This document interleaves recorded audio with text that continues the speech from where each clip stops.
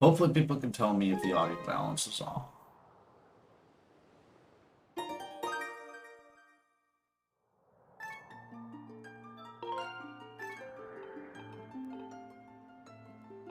But at least you should be able to hear me now, which is...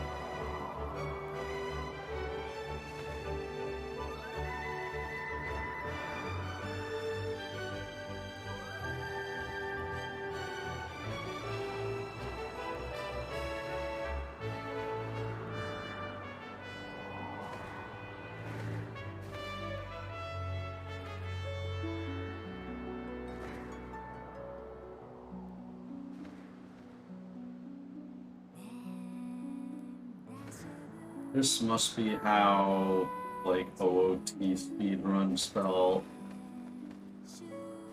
Except, I guess in OOT speedruns you add more text to advance.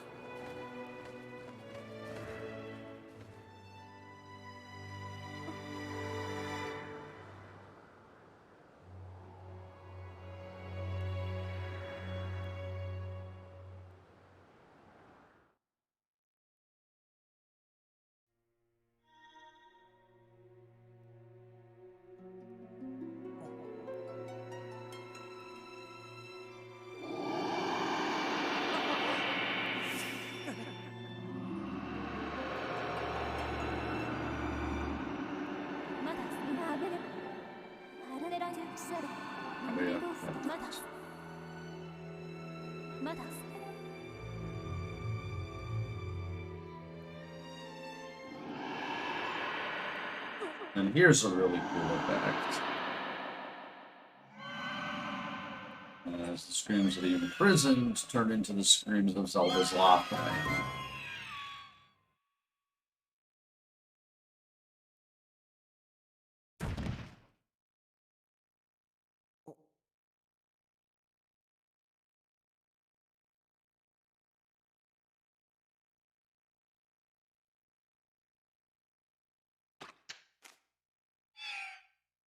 Watching a movie on stream today feels like it for the first like half hour of the run.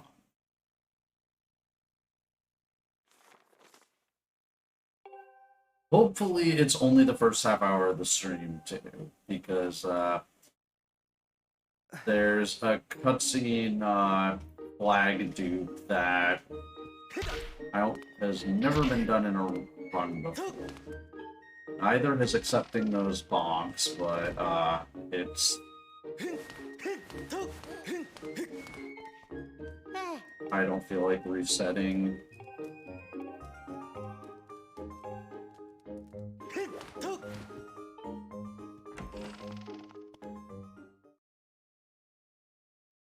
And thanks for the good luck.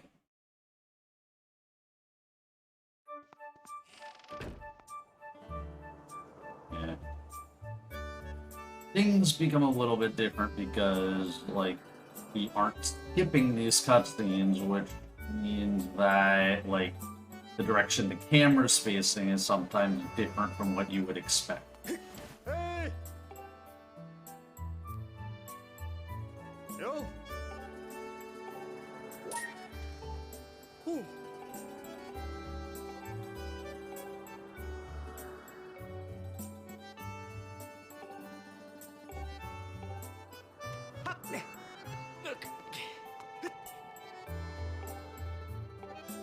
Here there's no text options in normal mode.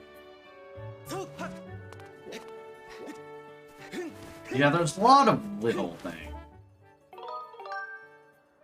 Apparently I'm not warmed up enough to be able to roll properly. And now we have the fun, I had zero confidence. Fun task of dying via killing post in normal.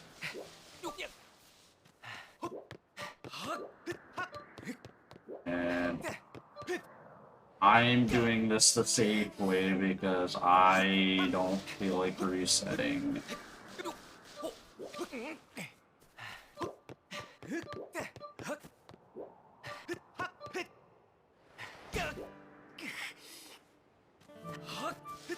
But yeah, a lot of the time you can get the same camera angle, you just have to kind of be sure to be holding the direction before the cutscene starts, and hold that direction throughout the entire cutscene, and then that usually works. I don't know why it didn't work in Link's room. That was weird.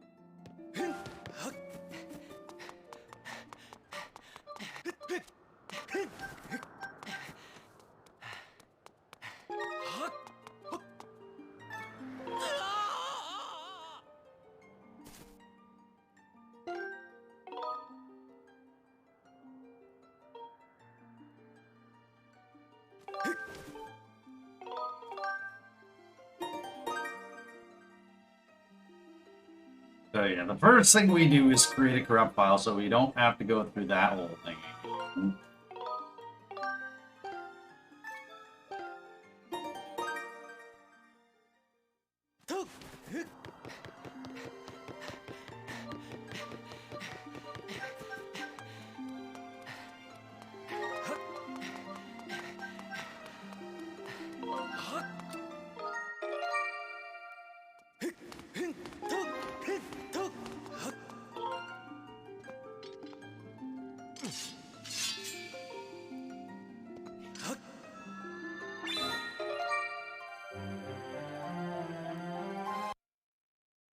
I think I started the file a tad early there, but it should still work.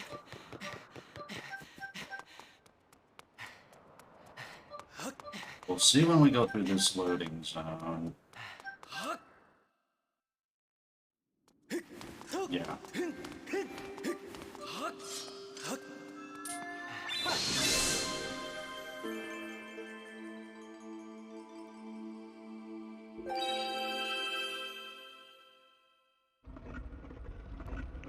We're going to strike the Goddess Crest now so that we don't have to do it multiple times later. I think this saves time over, like, watching that cutscene, like, 4 times throughout the run. And now we have a cutscene.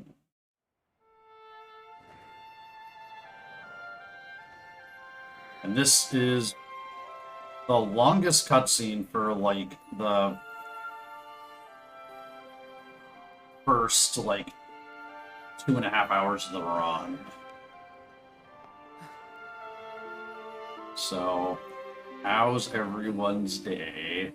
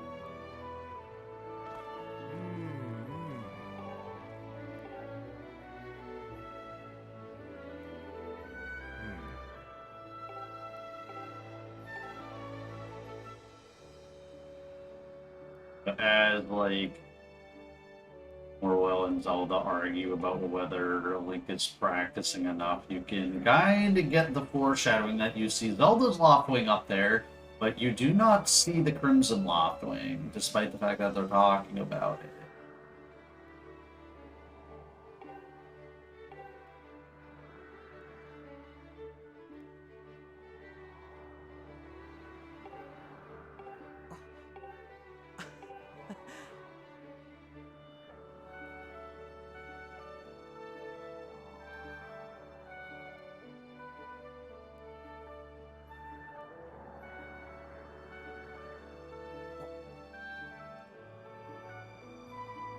Yeah, and then you kind of see Link's facial expression, like he knows that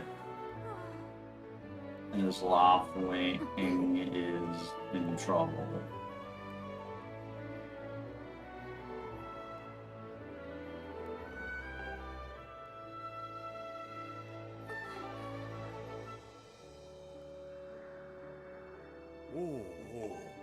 Also, you can tell that my muscle memory with this particular text is really bad, but at the same time,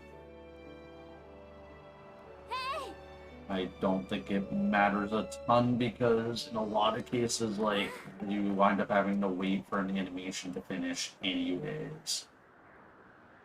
So, like, optimally advancing the text really doesn't wind up saving any time.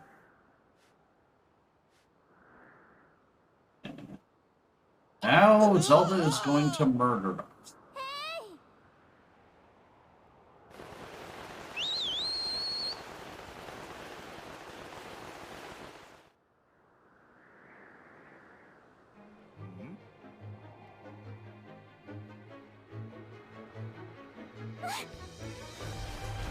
And seeing this, now Zelda has to go grab her Loftwing so that she can unmurder.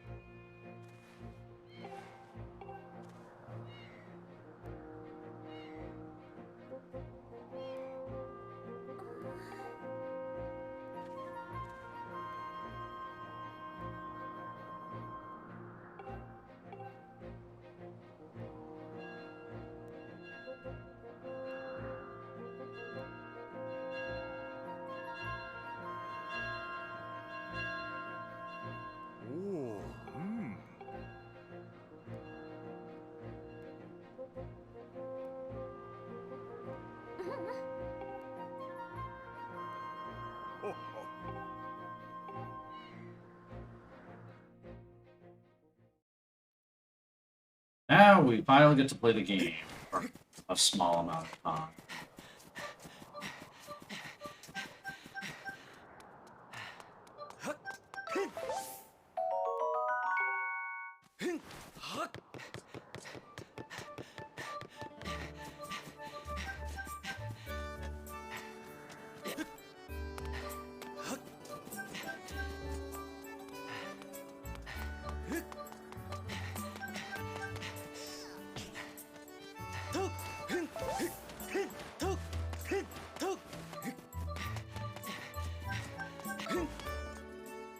now we're back into cutscene.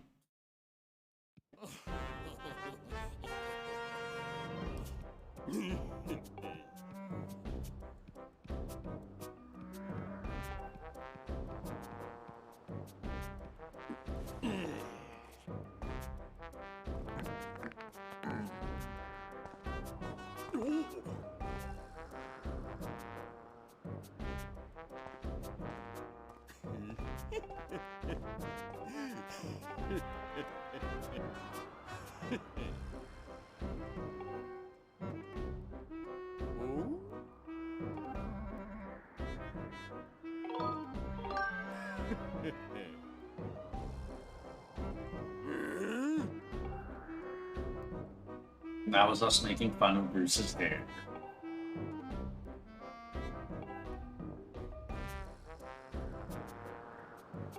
And that, like, watch the contrast here, because, like, here, Bruce is, like, having his finger in our face, trying to look all intimidating, and then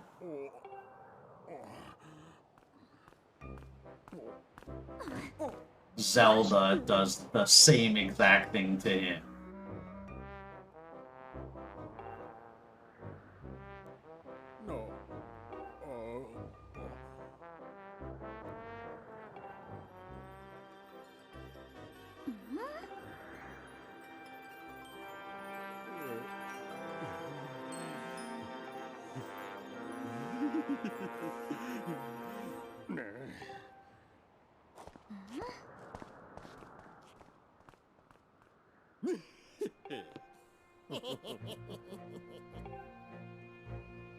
I feel like they reused the sound effect from the salvage core in Wind Waker.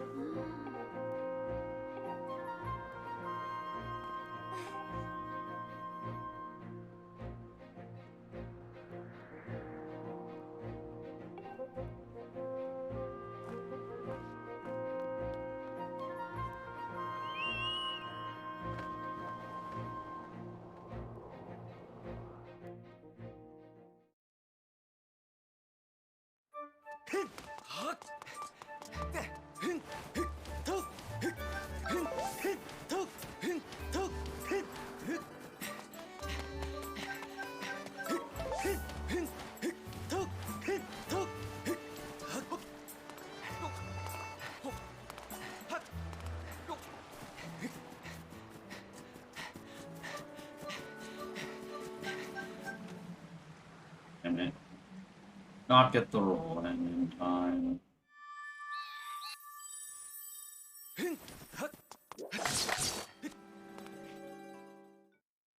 This getting in there was fast. Also, we need 50 rupees for this run, which we will be getting from this chest and the crawl space.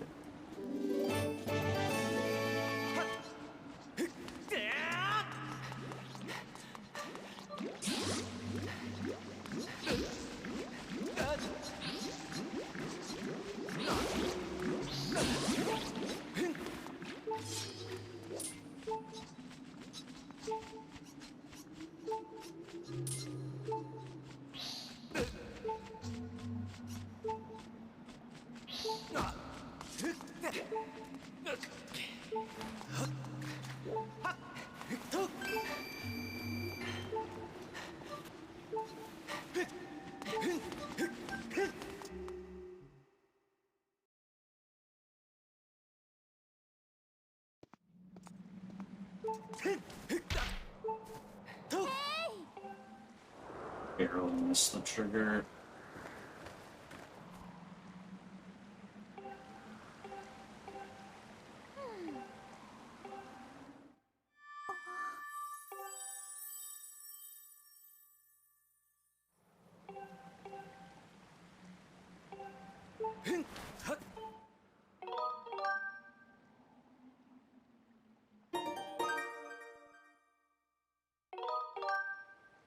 Okay.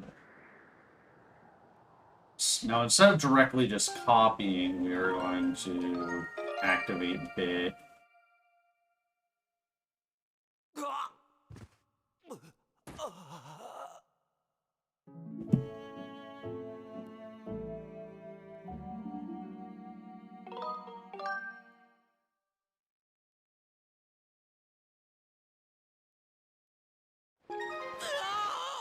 and copy during bid.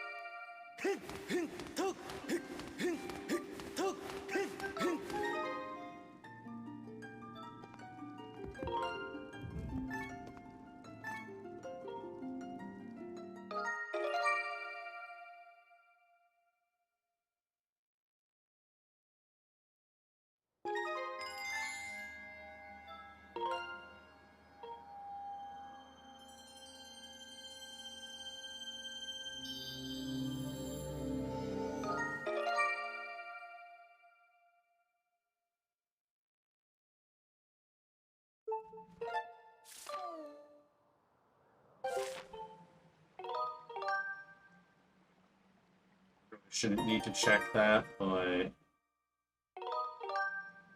it's my first run of the category in a while.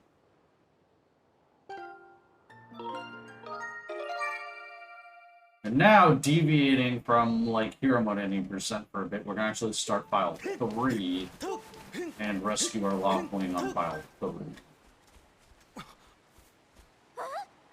Specifically because we want the cutscene coming up to be watched on file 3.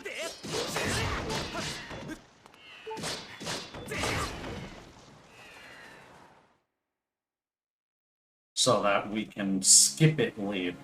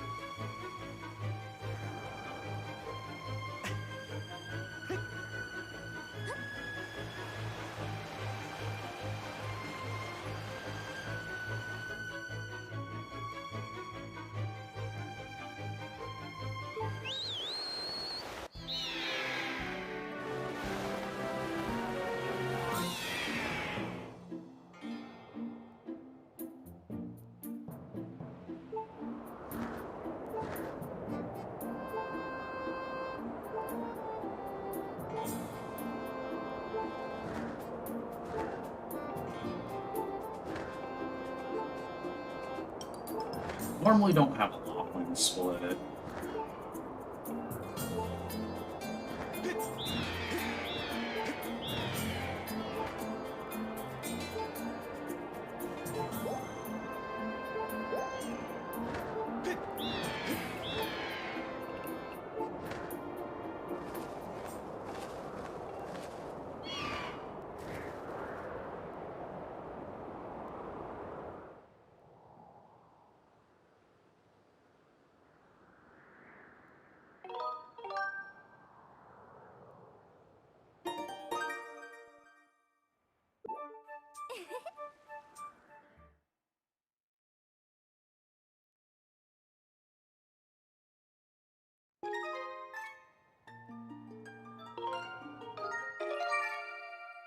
Luckily, the backup for Wing Ceremony cutscene skip doesn't waste that much time.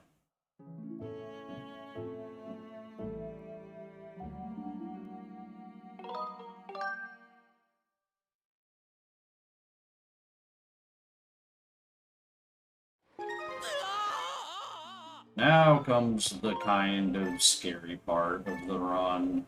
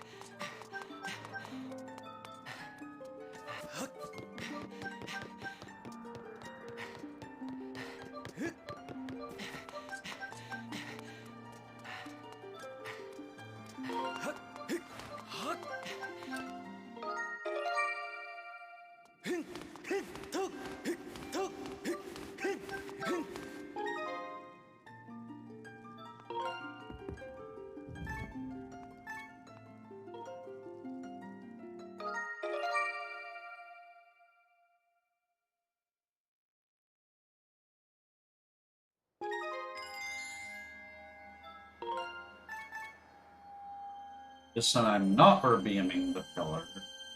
I want the cutscene after the pillar.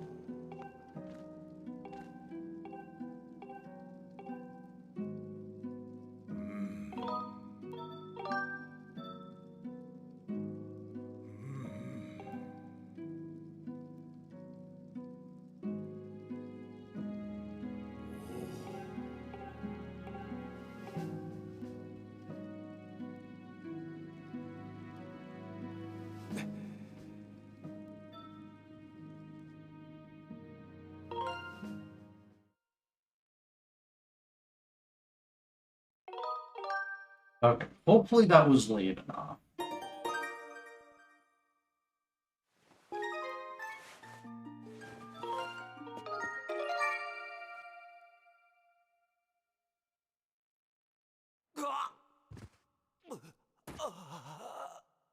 We'll find out in like 2 or so minutes.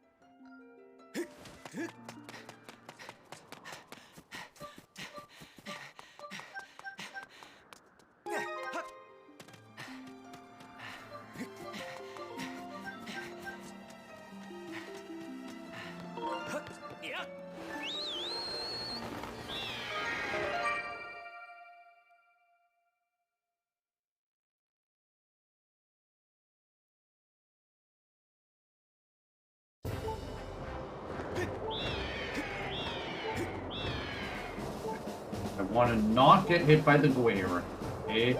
Unlike in Hero Mode 80%, because I have 1 heart and I need this cutscene.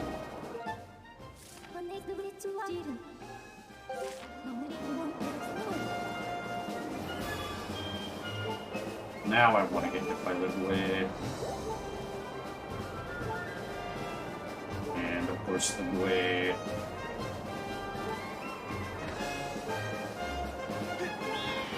Just completely disappeared, okay. Nice time loss.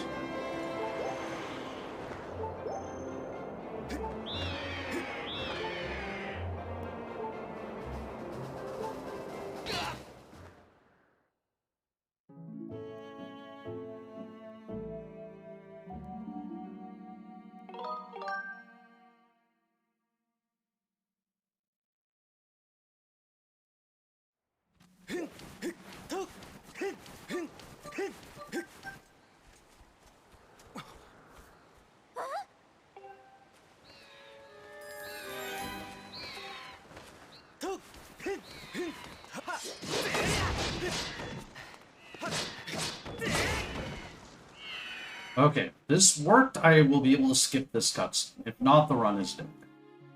Okay. It's able to skip the cutscene.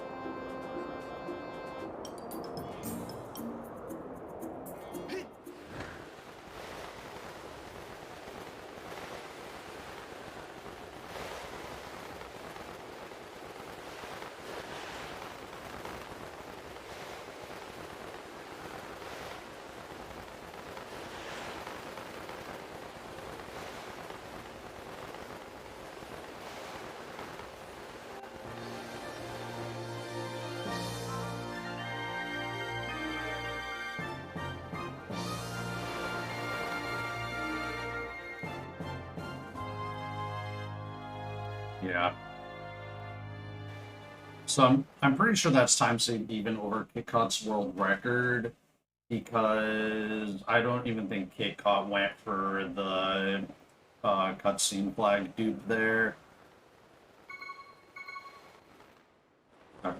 We manually pull the sailcloth here to avoid some Phi text where Phi would scold us for not pulling the sailcloth. Which we don't have, by the way, but the game still expects you to pull it.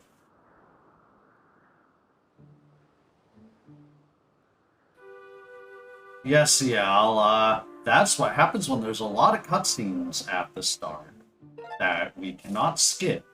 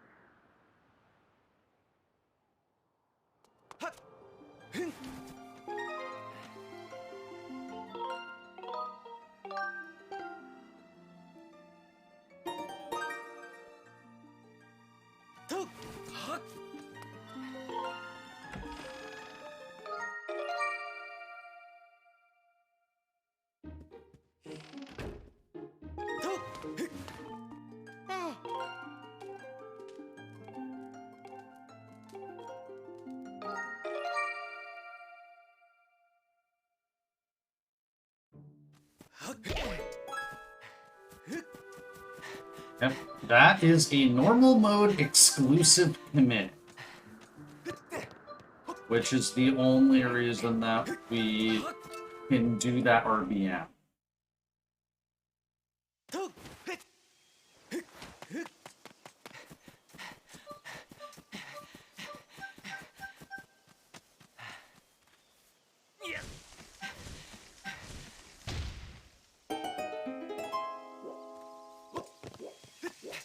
And yes, I intentionally did not do vlog there. Because we will eventually be getting a Sealed Grounds bit magic file much later on in the run.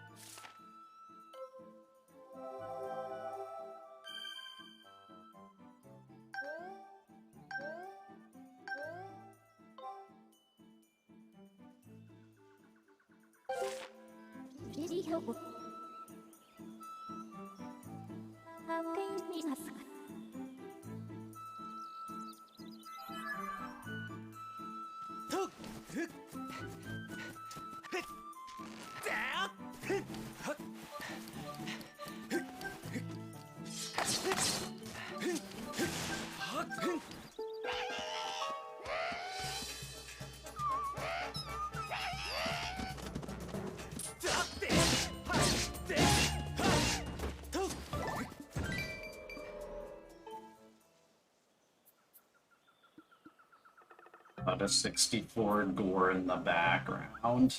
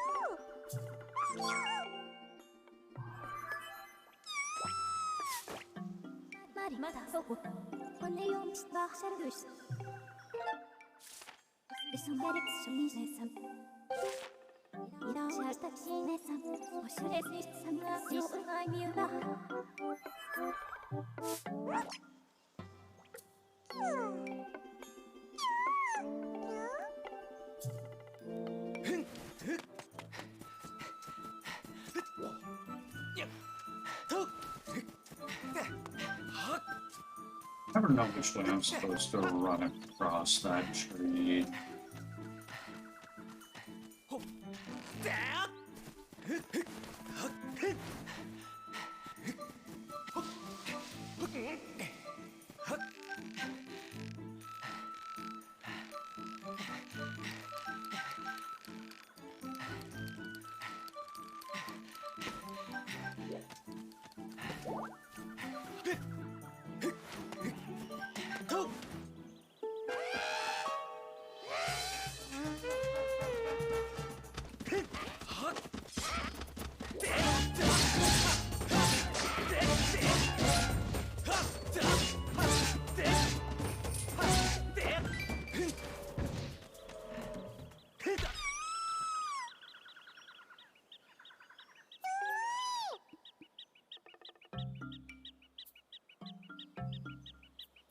I love how my muscle memory wanted me to Skyward Strike there.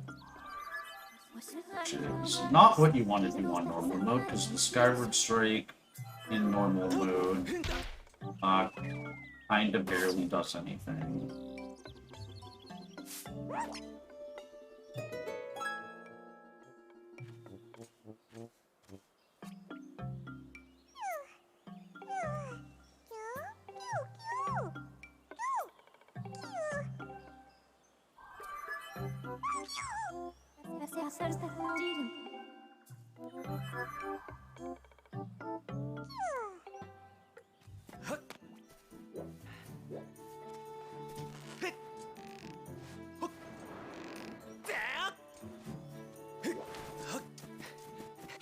Glad I didn't run into that hard.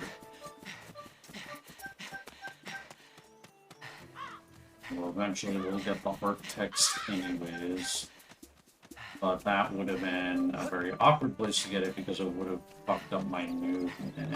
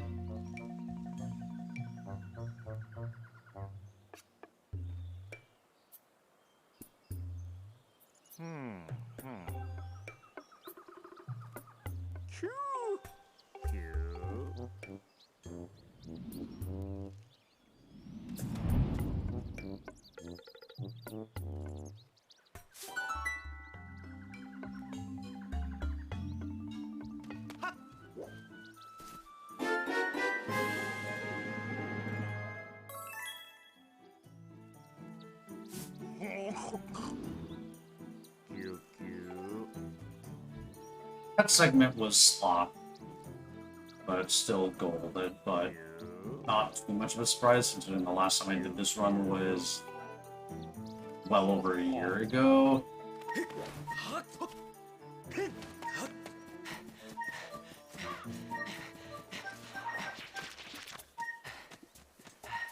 Now time for RNG segment.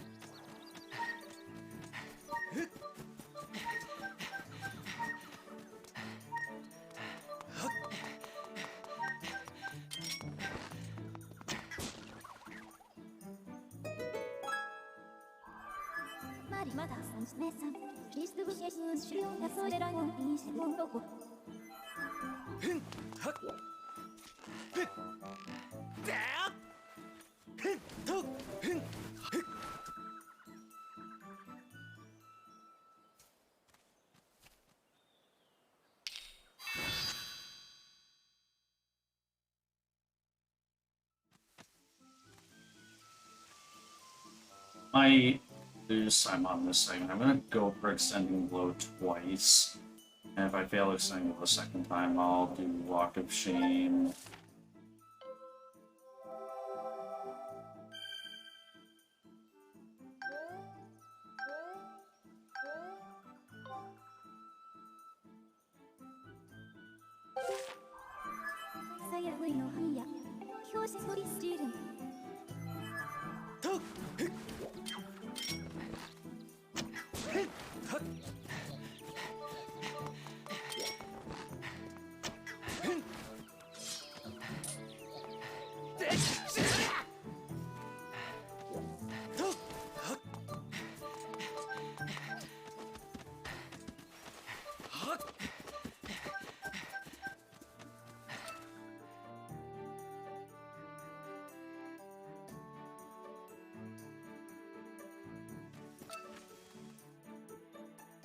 This time I fail it, I'll just continue.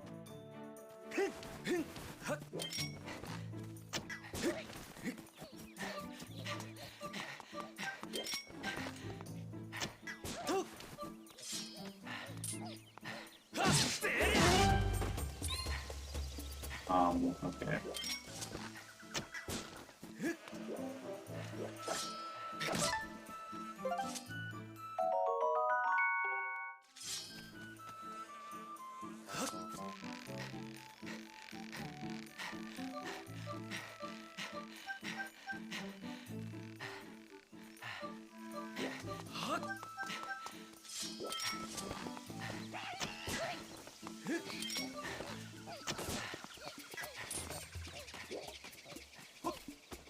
Are you fucking kidding me?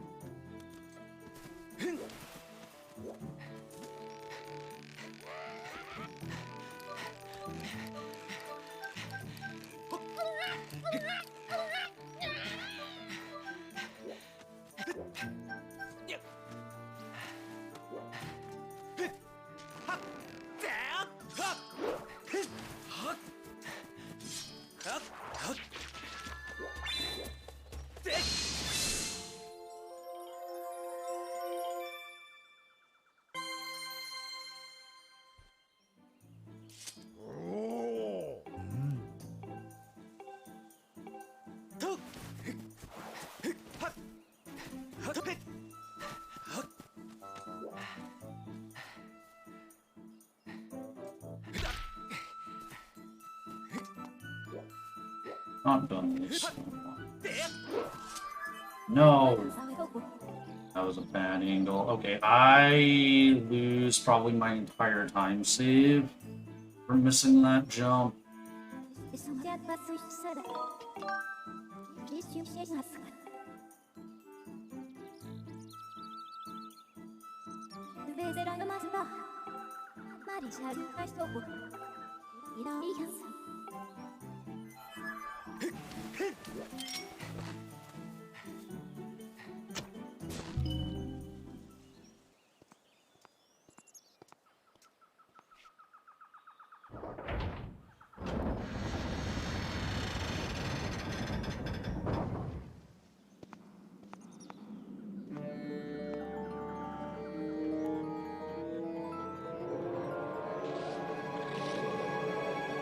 Maybe that run did get EB.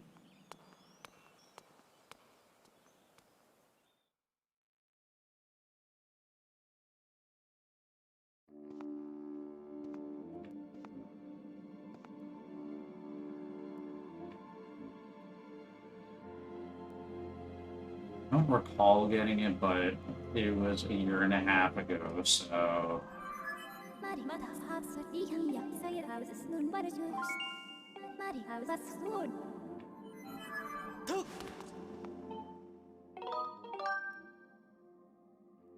But yeah, like, I'm not even going to be in the back half of Skyward by the time, like,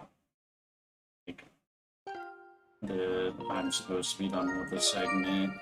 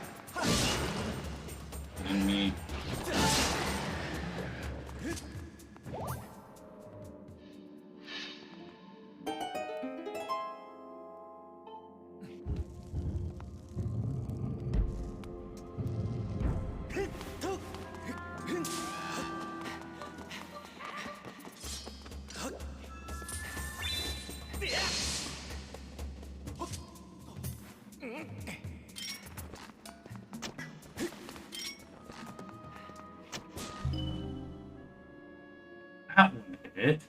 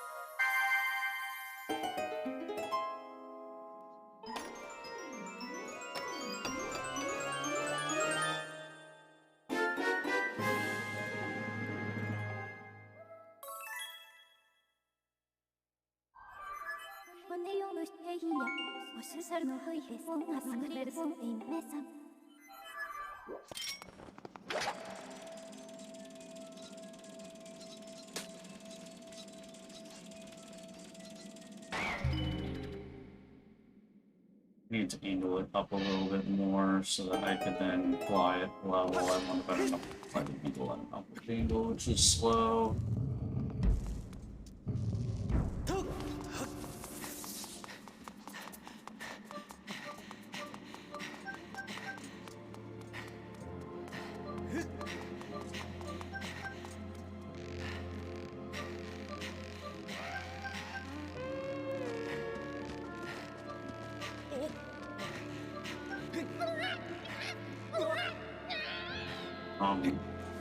Thanks, calibration, for that.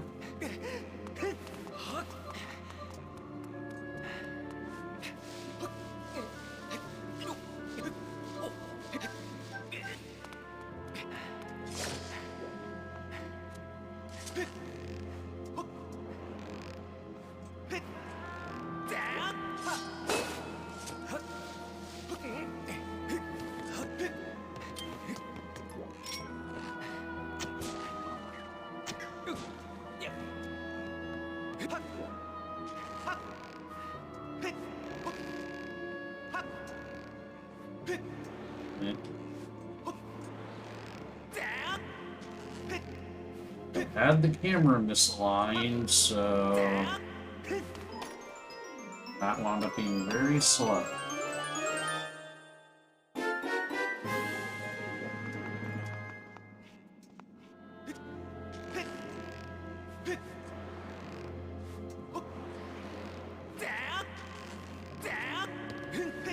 And yep, we got the 8.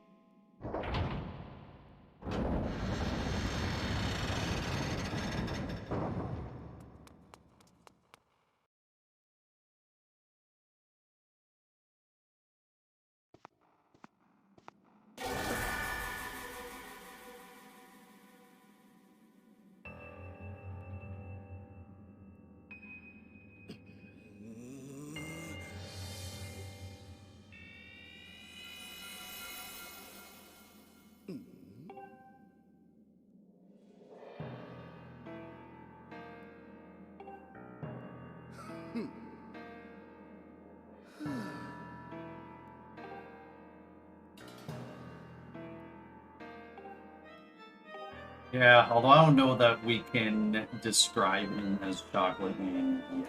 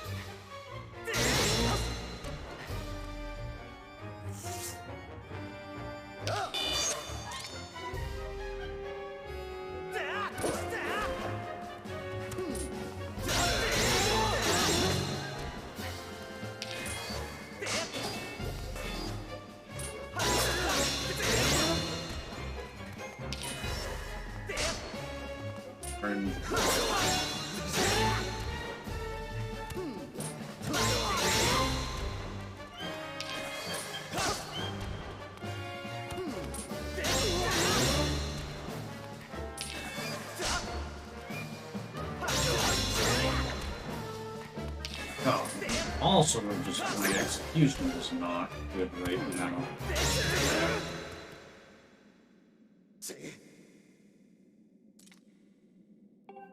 That was a bad fight all around. Bad RNG, bad execution. I mean, this isn't exactly a new category, although the route is new. Well, this part of the route's pretty identical to the old one, but, once we get to Lanayru and, like, finish all the gorge stuff, then the route diverges significantly.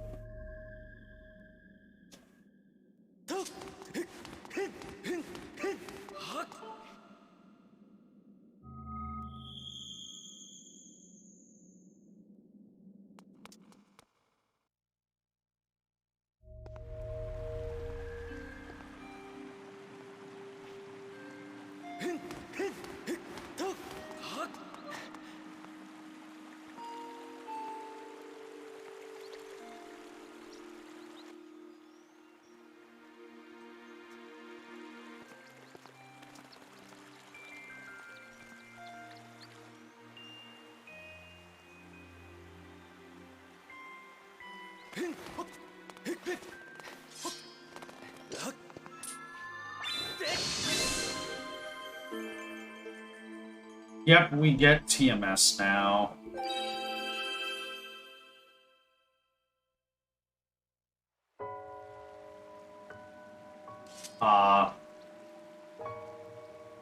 Specifically so that we can get a layer of Seal Temple that, with the Gate of Time open, that doesn't crash.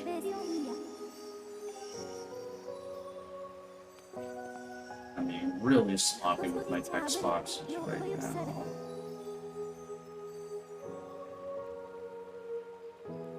And this is the cutscene where casually you find out, oh, there was a goddess cube behind there. Oops.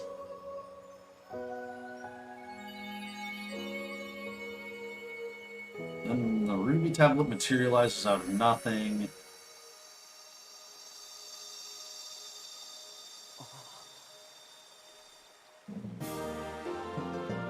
It would be really cool if we could get that effect for when you in randomizer for when you get a tablet. That da da da da da da.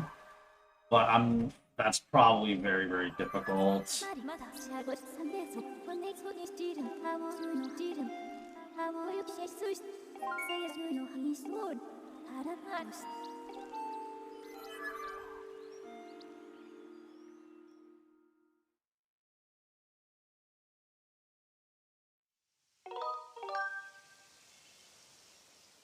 Another save and quit at prompt start file 2.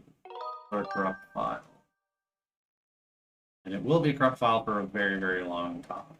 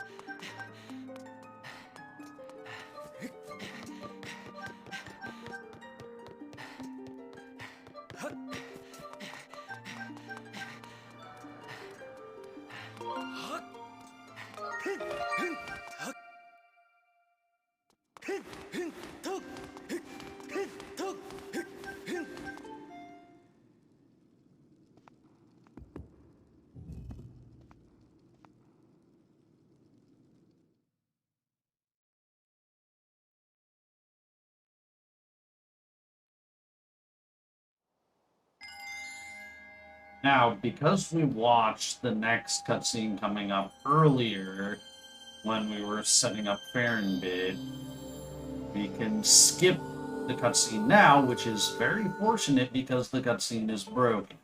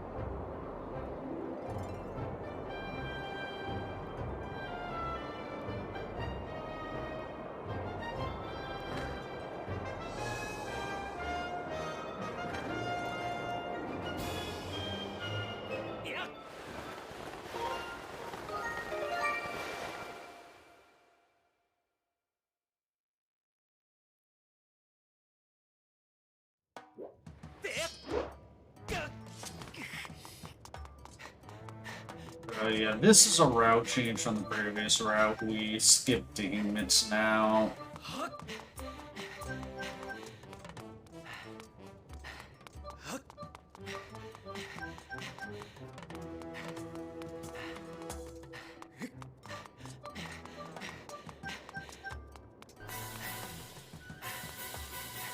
Yo, ZSR2, thanks for the raid.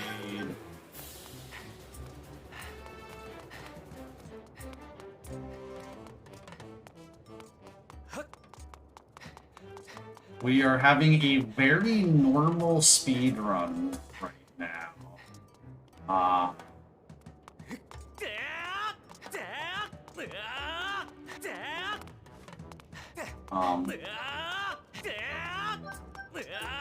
And somehow I managed to recover that. That really, that out-of-bounds movement went really awkwardly, but I recovered it, although I kind of want to take damage here.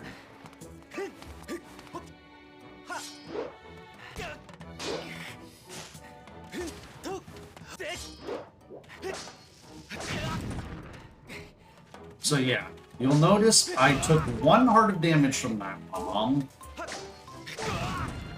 And that's because this is a normal mode speedrun.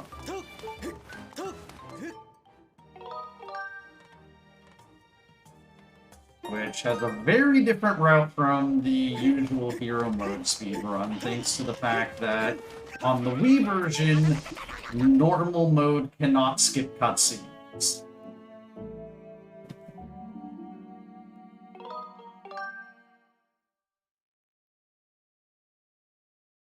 Thanks, Nanakaze, for the good luck.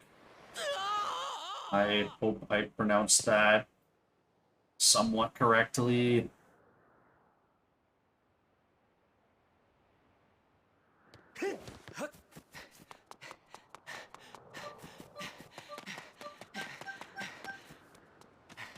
So...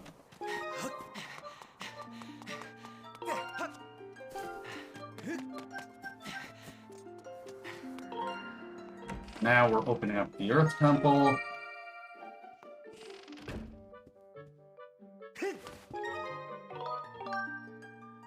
So unlike in the randomizer that you just watched, we don't have a convenient open Earth Temple speedrun setting. So we have to RBM it open. Yeah, I did update OBS. That may have been a mistake because I wound up having to reconfigure a bunch of stuff afterwards, but hopefully it'll be fine for my race tonight.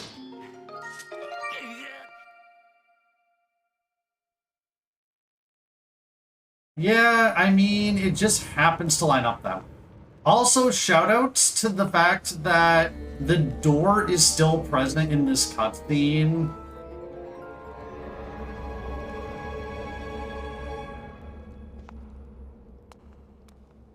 I mean, it's just an OBS update. It seems to be a relatively large OBS update in like a lot of the things that it does, but I like the fact that the audio or the application-specific audio is now integrated. Hopefully that means it will be better supported than the other one was, because I had noticed, like, sometimes I'd get crashes. Also, shoutouts to muscle memory there. I'm like, I need to Skyward Strike that rope, except for the fact that the normal mode Skyward Strike doesn't quite reach it.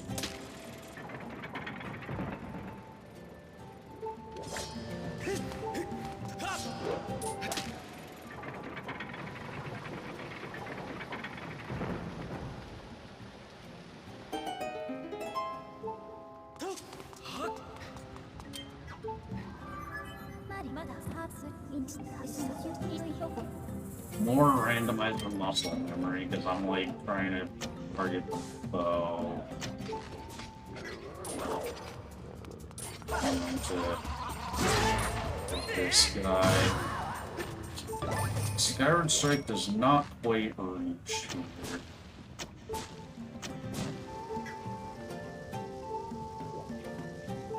I should have just shot another slingshot at it rather than waiting. Also, nice foot.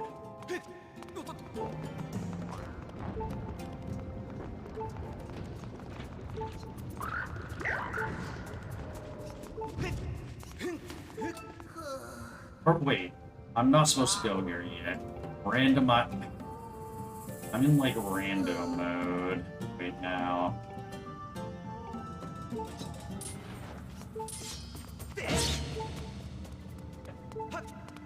Oh, that's kidding.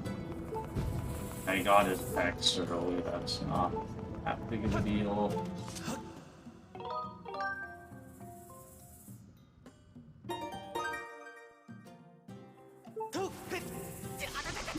I need to do this RBM first. I guess I don't need to, but it is faster to do this RBM first. So then we can death warp after we get the bomb back.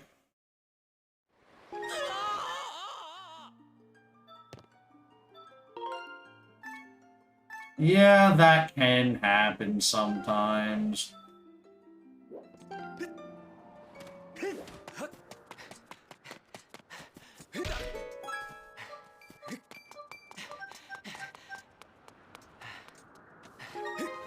You just gotta be careful when you're on that boulder.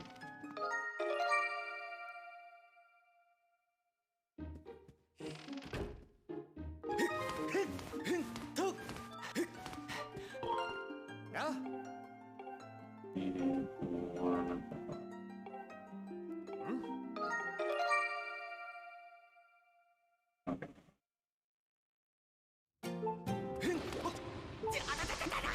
Nice.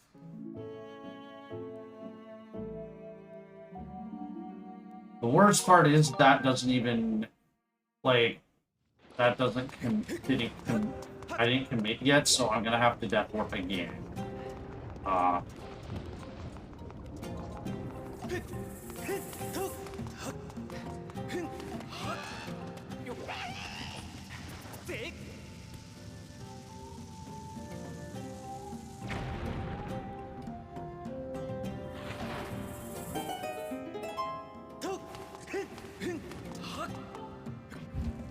I might just, like, do a save and quit and reload to force a reload here because, okay, I guess I am not pulling out the slingshot. Wow, this segment's bad.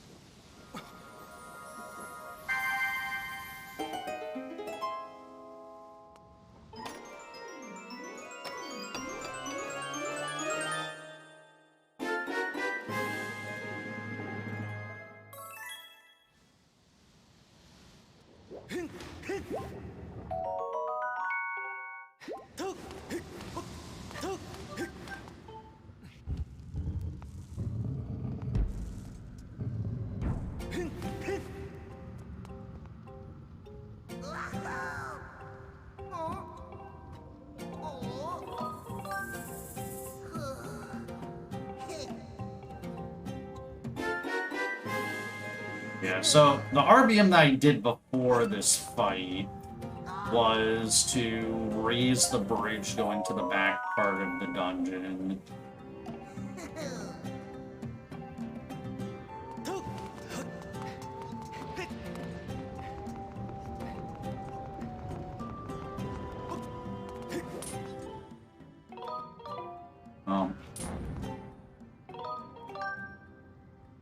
So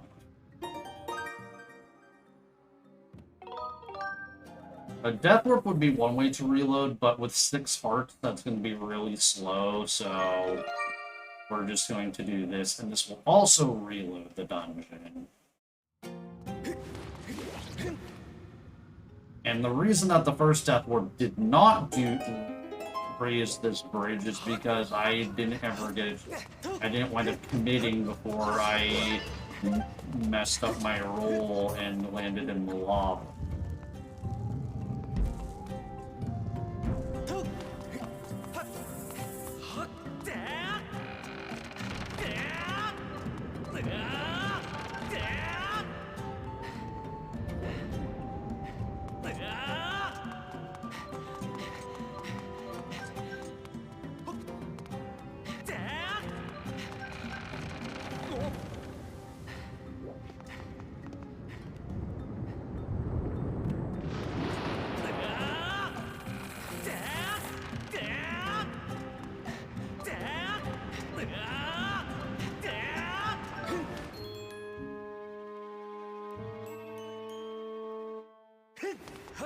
I mean, it's basically just that the title screen takes place in the normal game engine, and it can render any of the game's normal maps, and it's just a consequence of how the game processes the data that results in, or all the game state that results in RBM being possible. And regular bit magic, which we also use as part of RBM. It just happens to load data from our save files at the right times.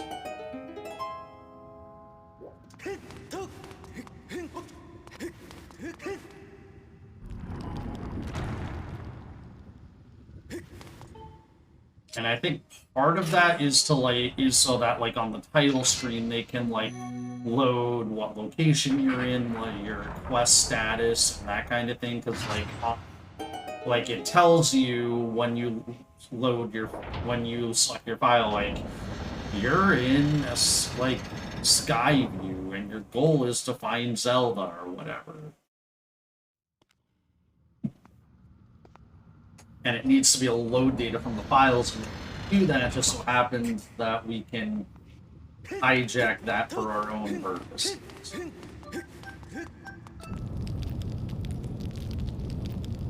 It's a lot more complicated than that, but that's kind of the core of it.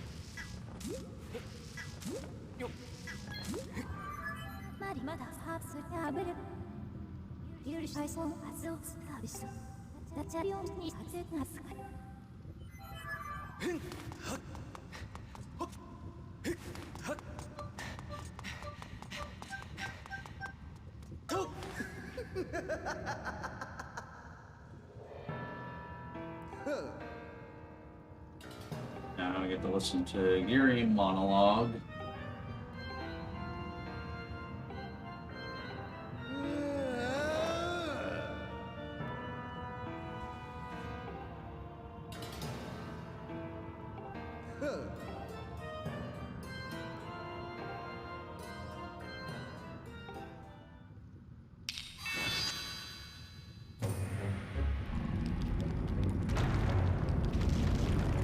Now, that rock that was chasing us this whole time, it turns out, is the boss.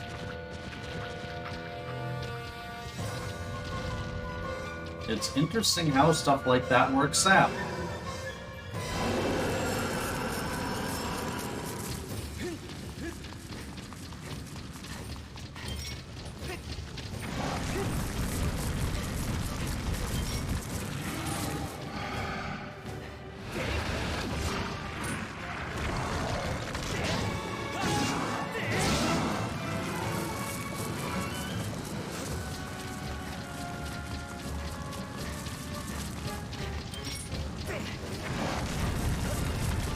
Also, I don't really have a strat for this beyond just, like, doing the maximum amount of damage that I can in each phase. involves using spin attacks for the most part. Also, I should be damaging.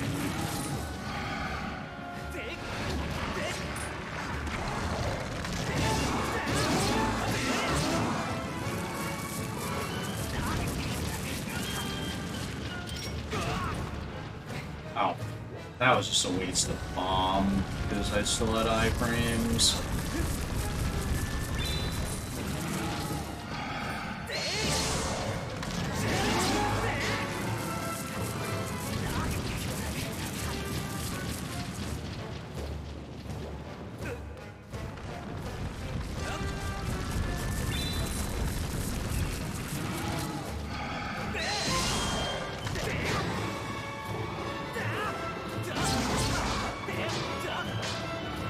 Okay, I thoroughly blame RNG for that one.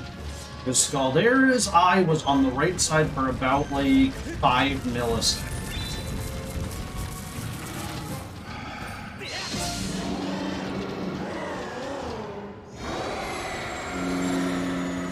Yeah. It's a lot harder to deal with this, with Scaldera in normal mode than it is in hero mode, because in hero mode we have all sorts of strats developed that rely on the hero mode Skyward strike in order to actually damage Scaldera and like hit Scaldera's eye when it's vulnerable and all that.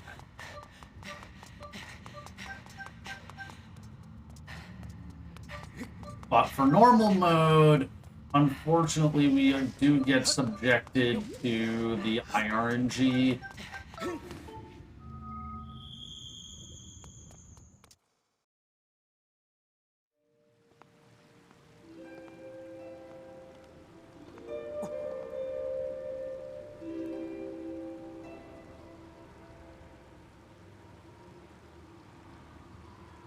Now we have this cutscene.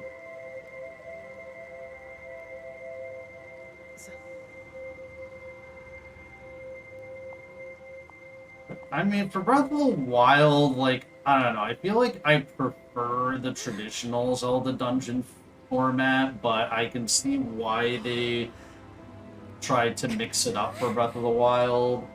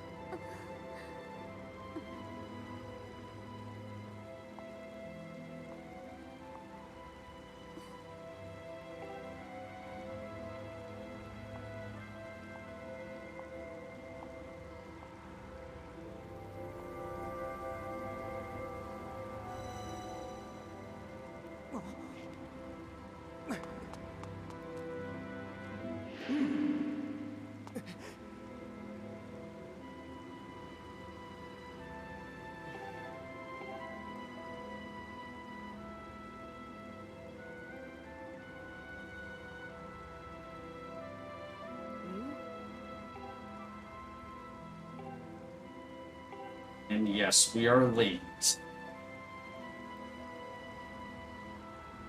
We skipped nearly everything getting here, and yet we were still late. And Impa is mad at us.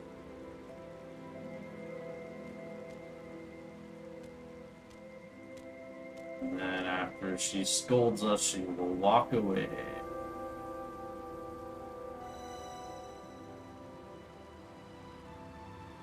Heck, even if you get items, you're still late. Or even if you skip all the items, you're still late.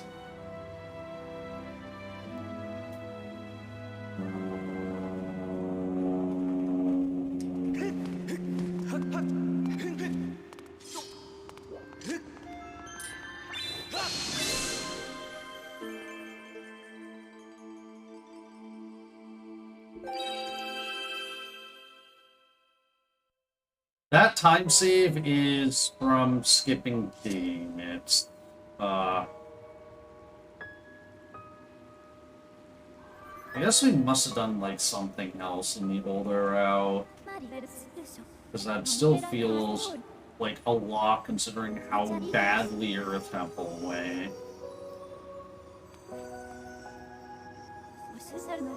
Alright, we did weird stuff with, like, copying our file in Earth Temple in the old route.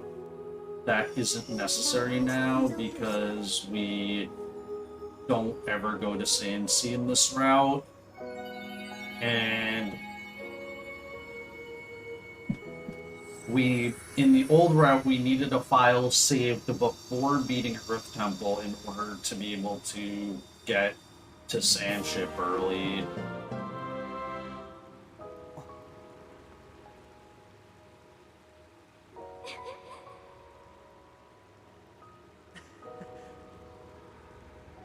Sadly, there is no way to skip Earth Temple because we need to be able to get to Lanayru. I guess the TAS Hero Mode 80% route can skip Earth Temple because it doesn't need to go to Lanayru, but that requires doing some TAS-only tricks.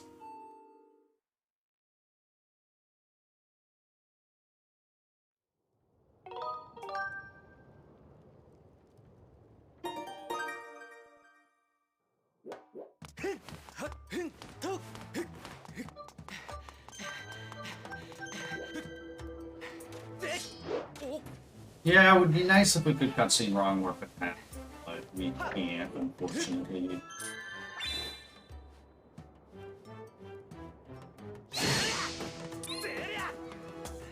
Wow, first try.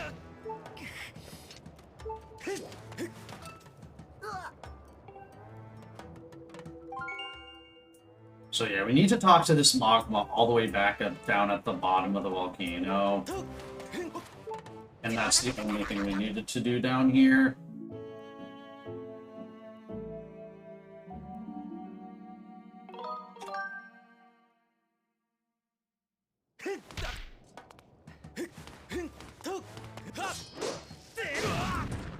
Oops. Not me to spin that. Oops. Freaking iframes.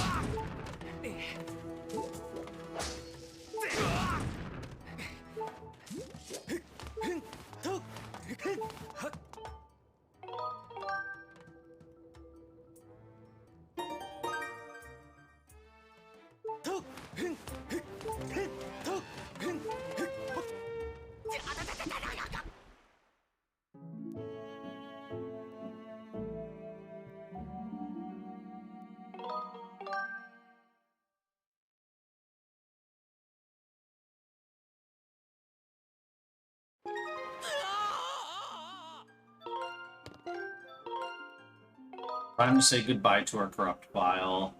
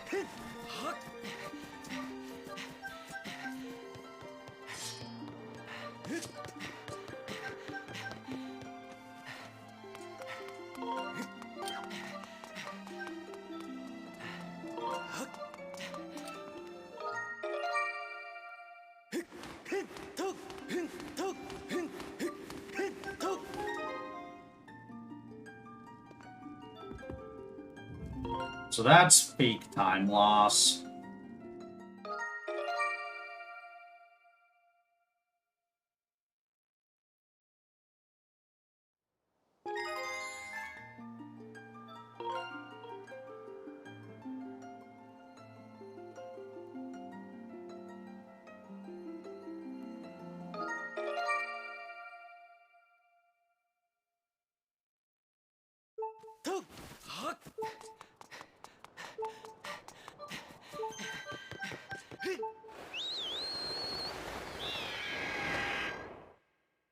because we had to do Elden EB, which the previous route did not do because it got digging mitts and talked to the 9x04 Magma, like, on the way up the volcano.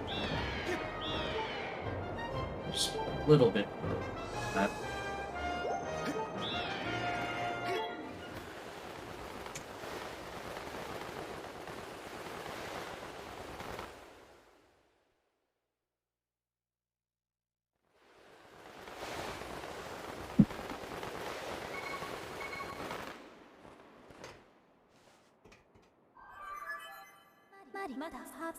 Coloctos Escape lets us set the minigame state for the Horde map. And that lets us get into the Horde fight without watching the cutscene.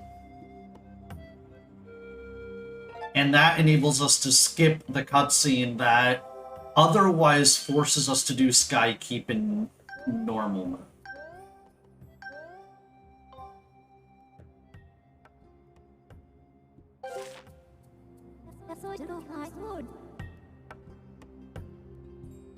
I haven't done really anything much with OOT glitches.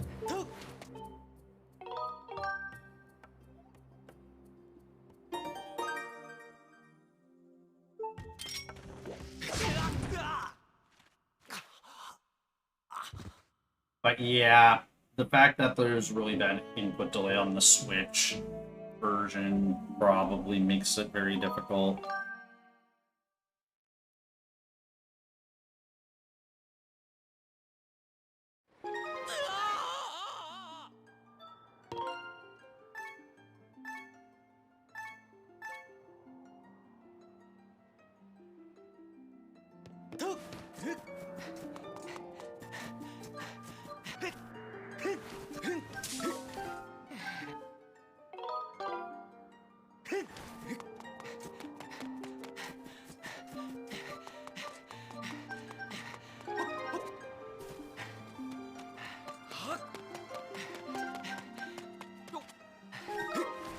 Oops.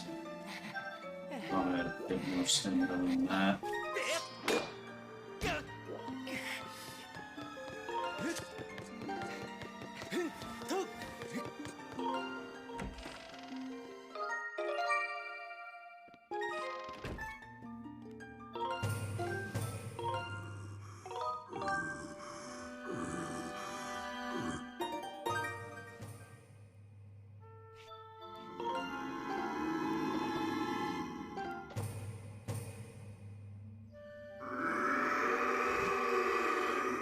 Yeah, that file copy is very important. We're eventually going to be copying over file 3, but we still need our early game file.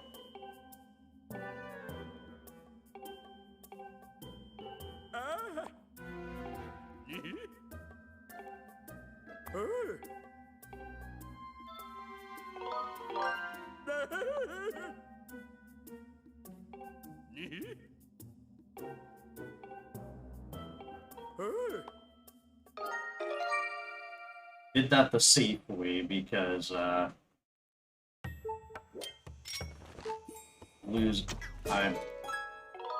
would be very bad if I failed this RBM because I copied over the Petro setup file. Because we won't ever have to go back to Petro's house again in this ROM.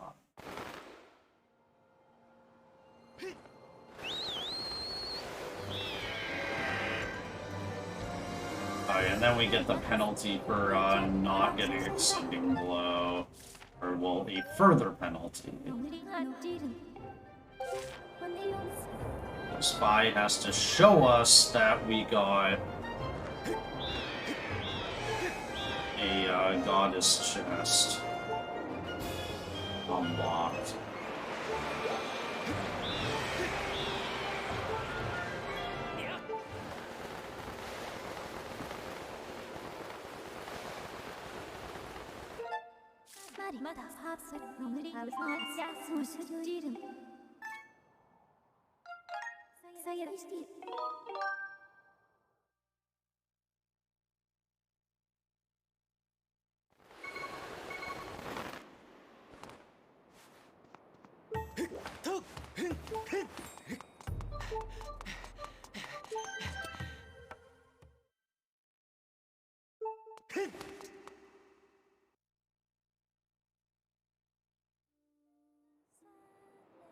Oh, I'm pretty sure that beats my SSHD RPD. Not that that's that difficult of a task.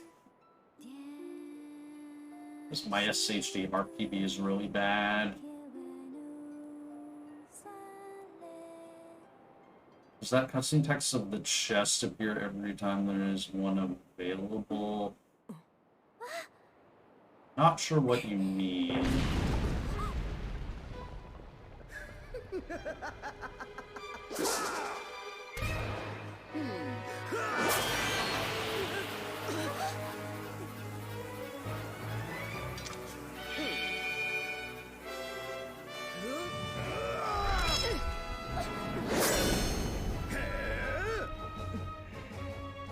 Really epic cutscene.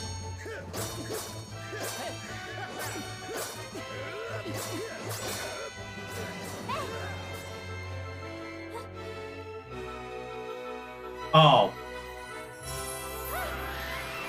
Yes. Or as soon as you strike the first goddess cube in Farron, that fight text will be queued up for the next time that you enter the sky from the pillar.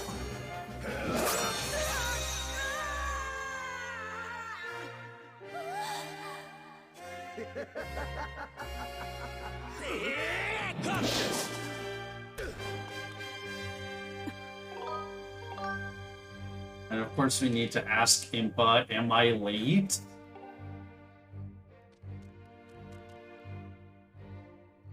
Hey. And again, no matter how quickly we get here, we were just on time.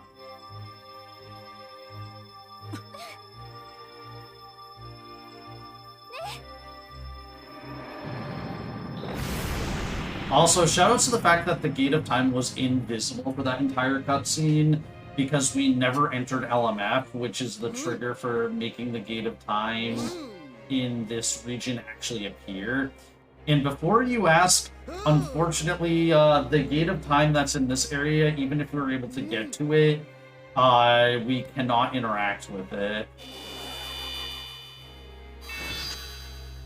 Sadly, Nintendo thought of that.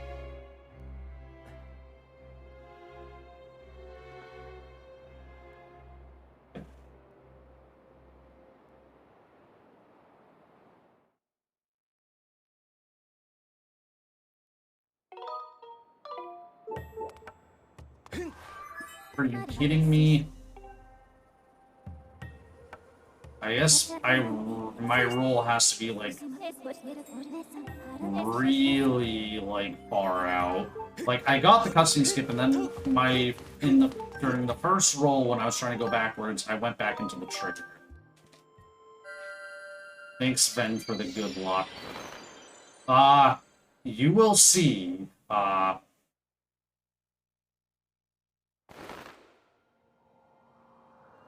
But basically, we can do an RBM that unlocks the door to the rest of the dungeon from the Galactos fight in Boss Rush. And then we can use it to escape Boss.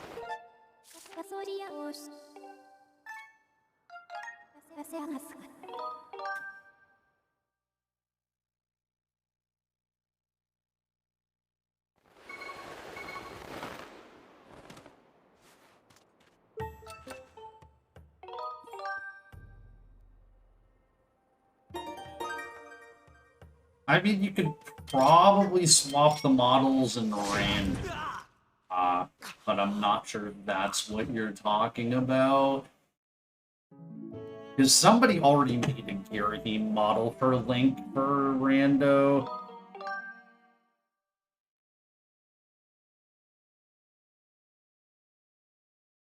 Yeah. And then we can then we go into the Horde area and,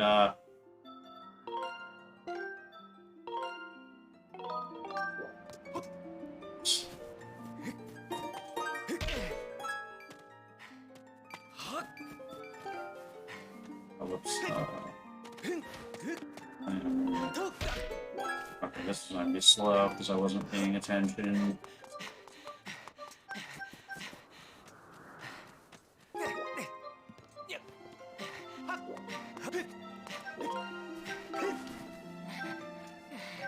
Really slow.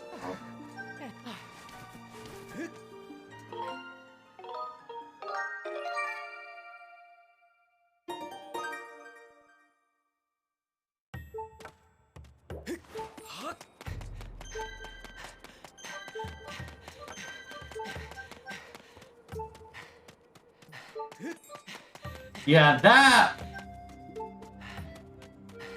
I mean, yeah, yes, like I mean, it was programmed for that specific cutscene.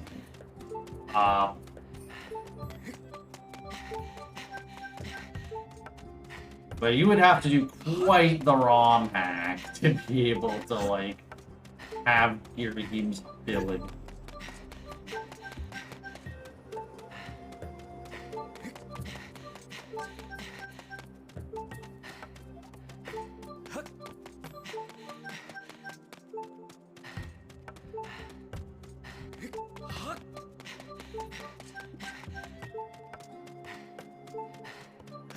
Pretty much.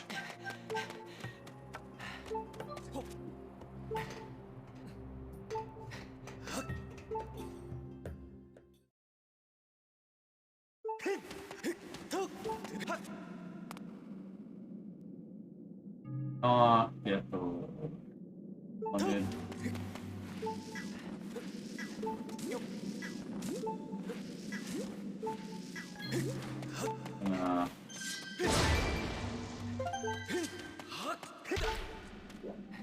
Wonderful.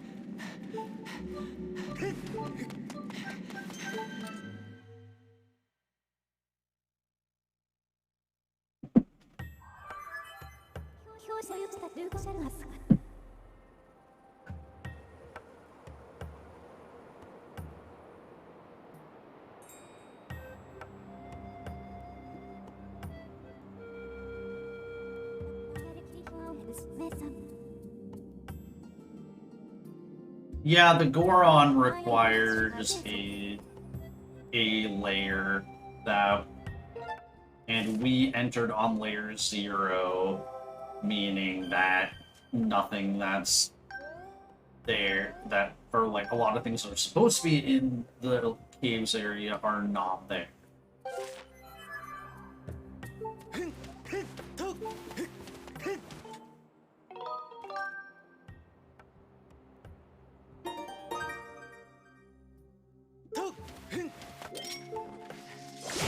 Which is very convenient because it lets us access Gorgon.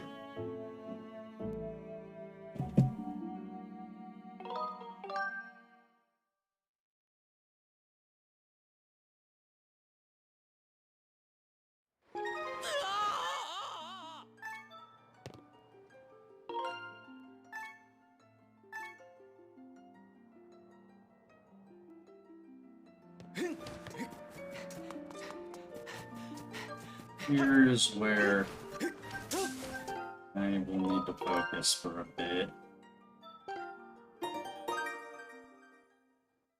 Because the file setup for pairing bit changed.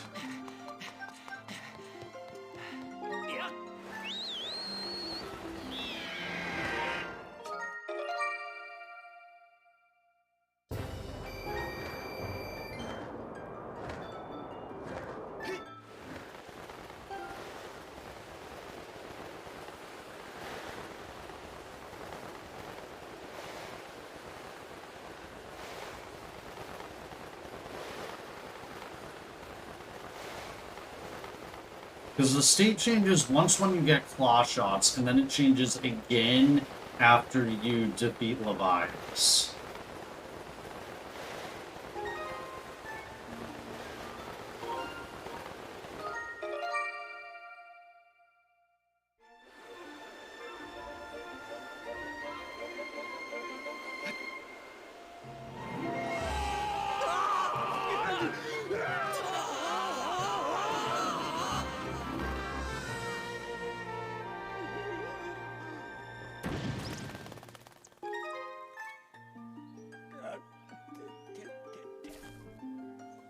And yeah, now we get to watch the best cutscene in the game.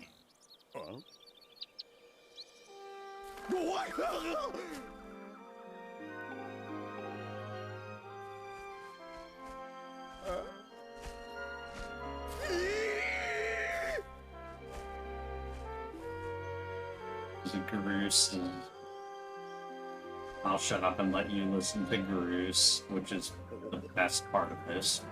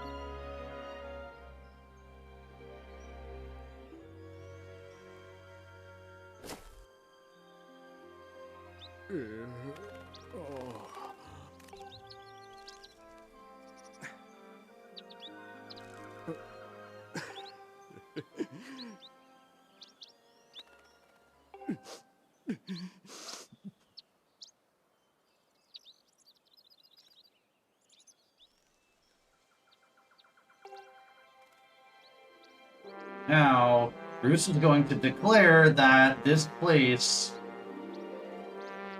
should be named Grooseland.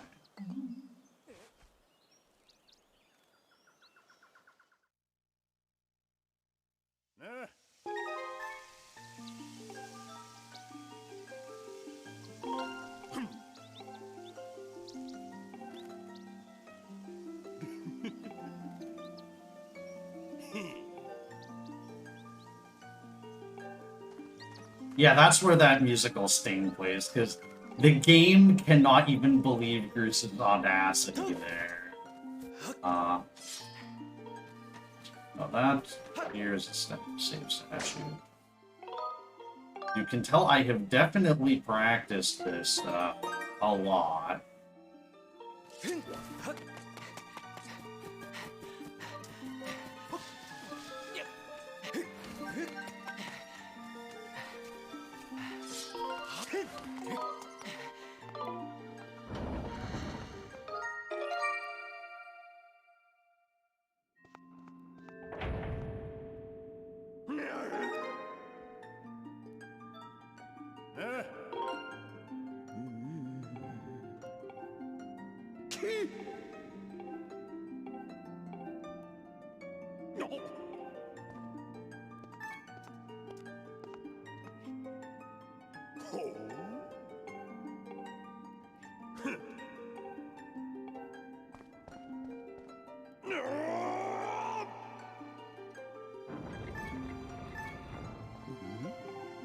Yeah, except I'm doing it on purpose.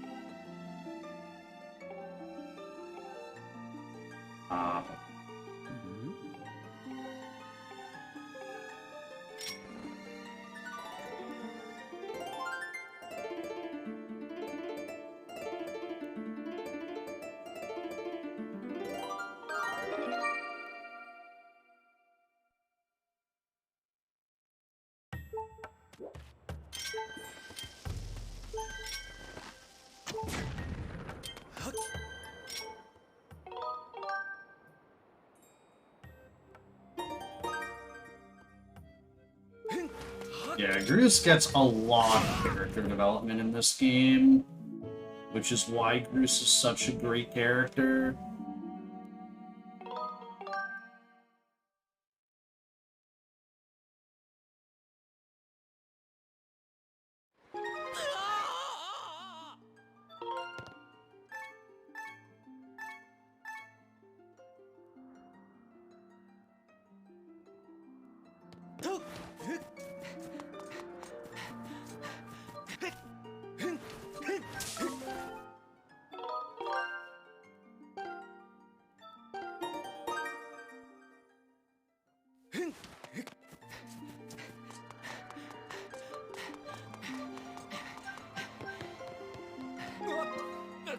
Hello.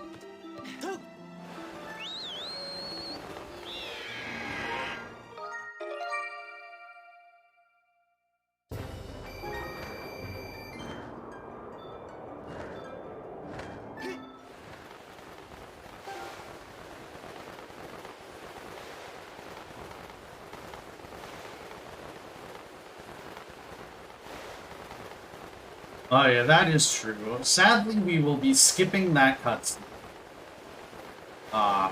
Because Skykeep is now skipped.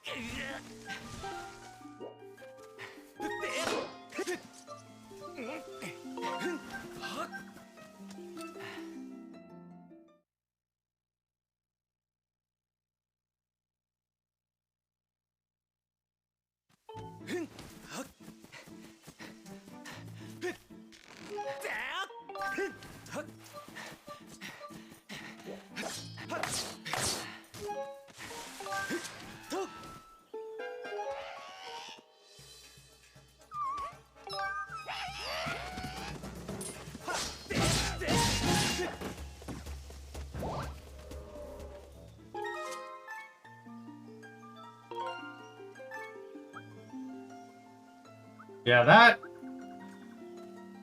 they did a really good job with the ending cutscenes, also.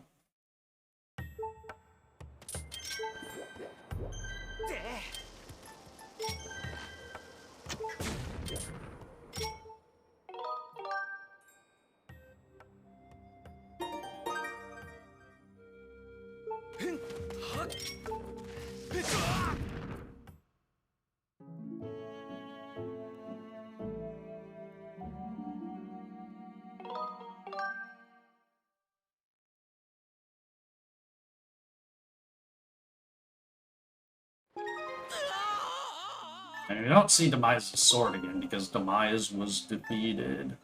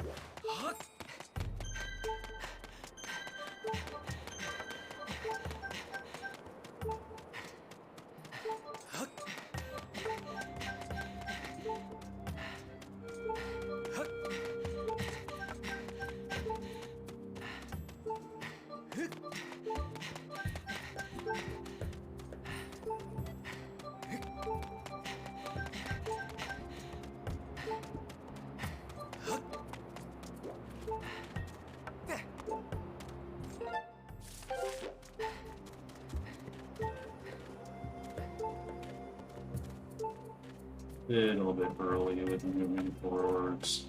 It's going to take a while.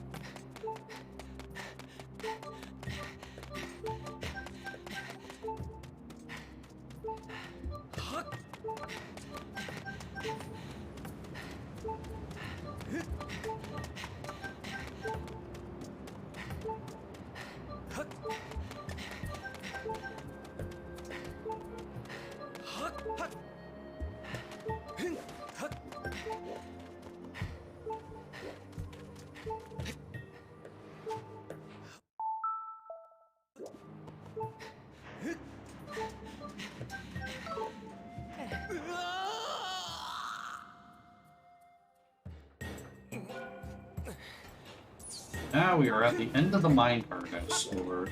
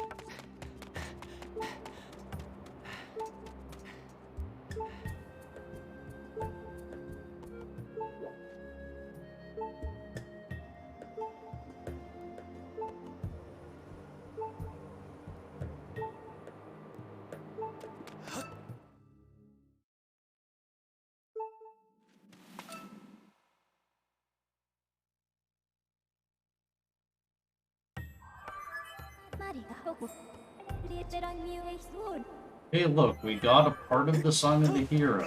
Goodbye.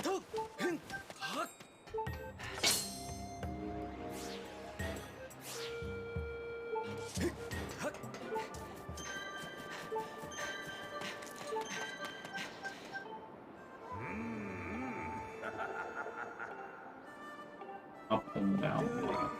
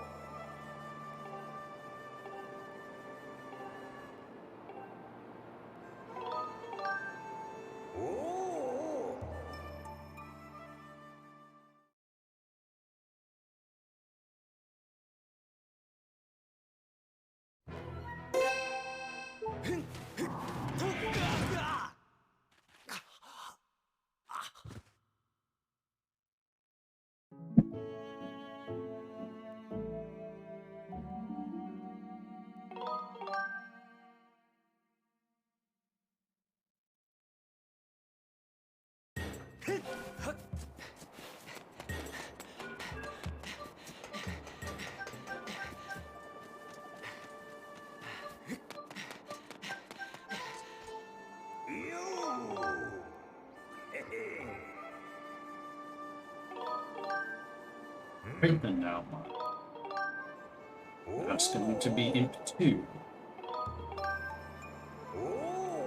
Now that we've allowed Imp, by doing Imp 1, we allow Imp 2 to happen without crashing.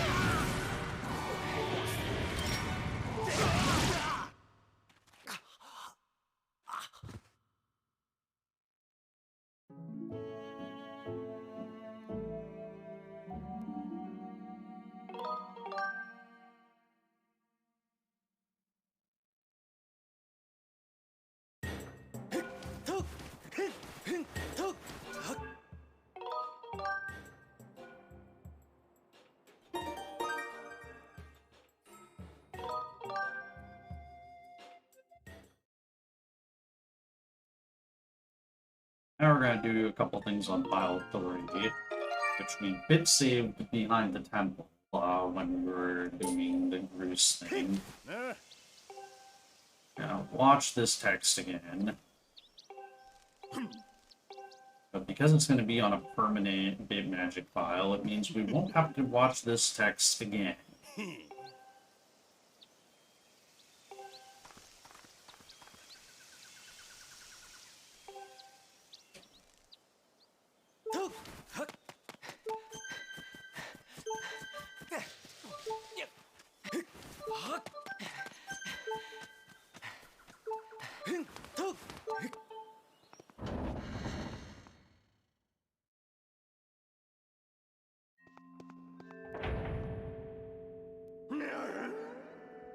I guess we maybe could have done something in this route with RBMing Ballad, but I think it was just determined that it wasn't really any faster to RBM Ballad than to just sit through this a second time.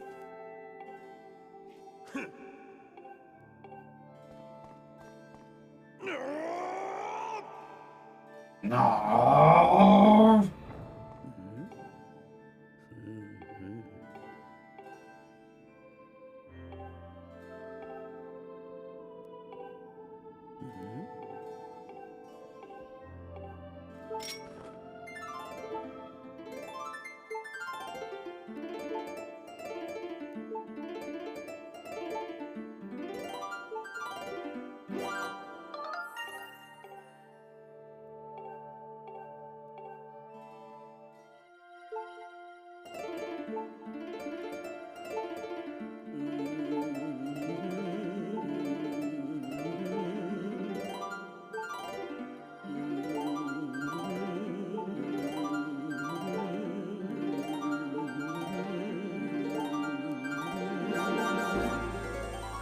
And, I mean, yes, it's supposed to play way earlier. We are doing a lot of things way out of sequence.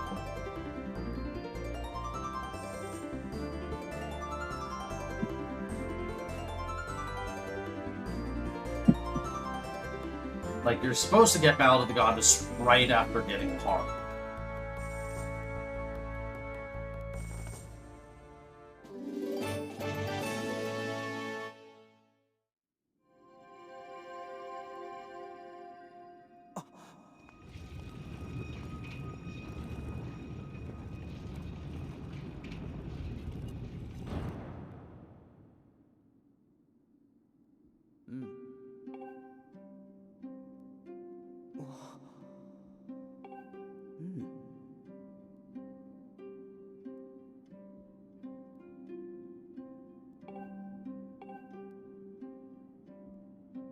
Well, keep in mind too, like, we're on a different file. Like, I saved and quit file 1 that I did all that stuff on. Now I'm on file 3 that pretty much has just gotten the Harp.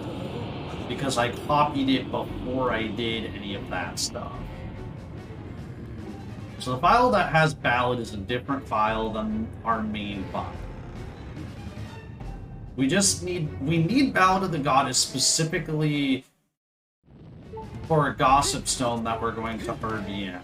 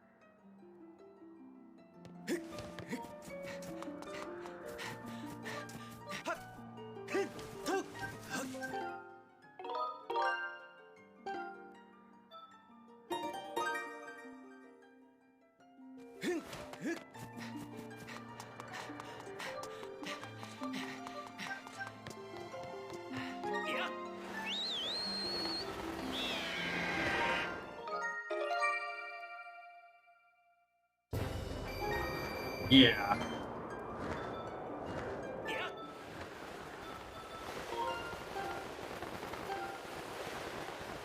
So I also now need to enter the pillars with file 1 because file 3 will no longer has the Groose cutscene armed.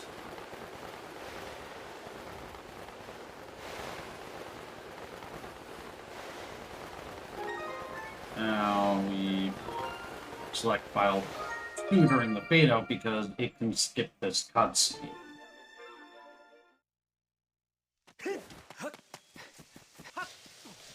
Now we need to reload this to get rid of the forced layer from the cutscene so that the gate is open. This will put us on to layer 0 where the gate's just missing. Because we skipped the sealed ground stuff that would have opened this.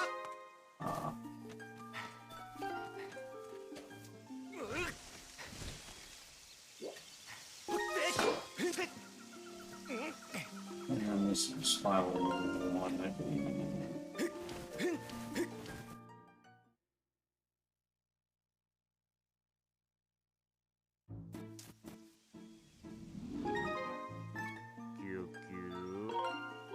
Okay, that's a mistake. That cost me. Oh yeah, I was supposed to get a ruby. That's about a minute and a half time loss.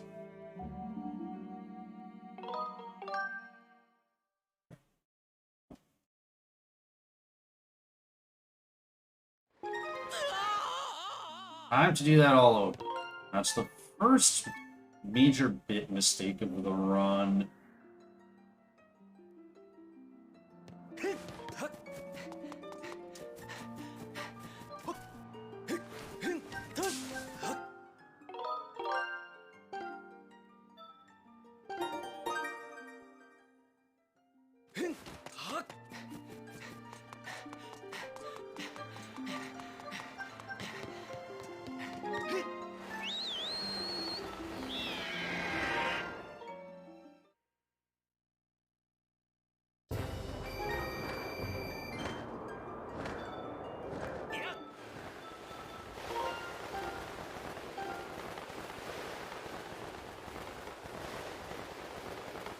Again, I'm preparing color file 1, and then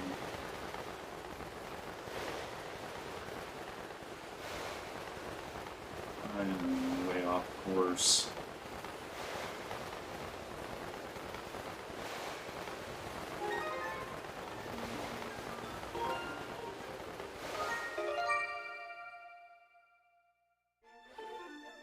Okay. Reload with file 2, and then I need to get a rupee with file 1. Because I need the slingshot loaded in. Because otherwise, it tries to play the cutscene.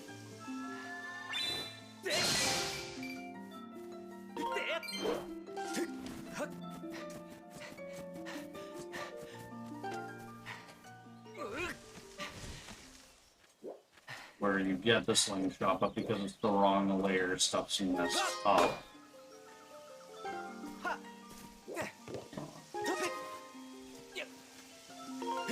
And the cutscene winds up just soft locking.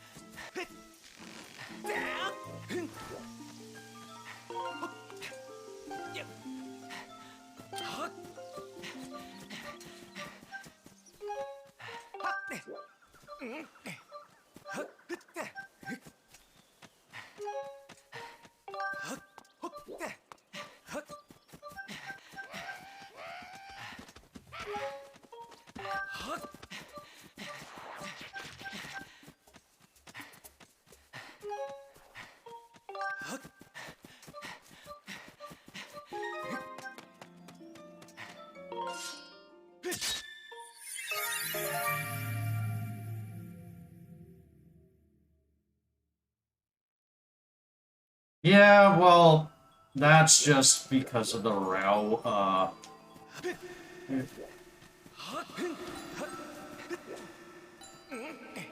think a couple seconds to get my bearings, since I'm not used to starting doing the reverse pit work from that statue.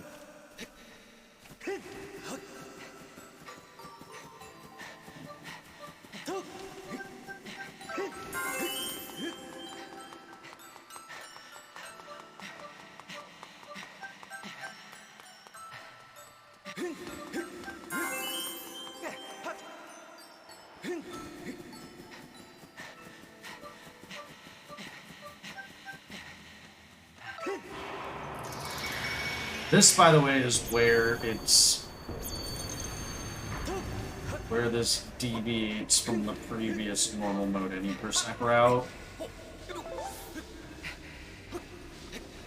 I'm experimenting with this, because the idea is that doing it this way, skips the extra movement of having to go to viewing platform. So I bit saved file 1 at Bizarre, during the attempt where I failed, getting into Farron.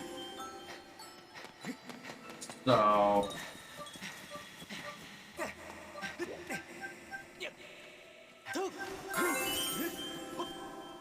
it just puts you in a different place.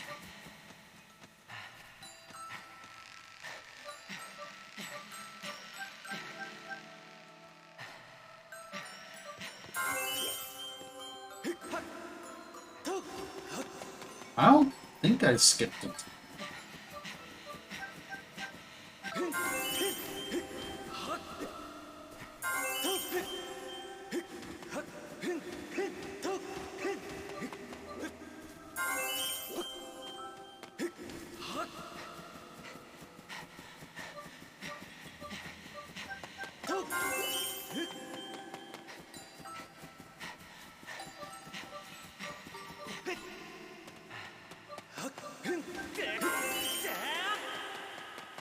Actually, I guess I did. I think I know which one I skipped though, so yeah, this.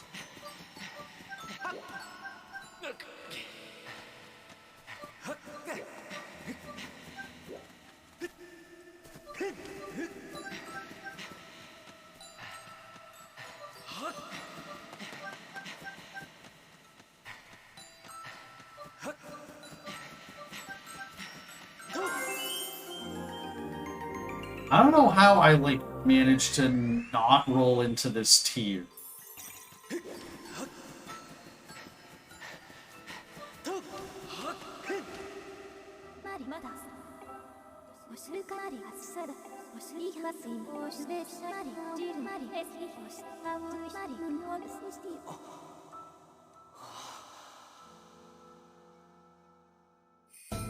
Or what? I'm confused.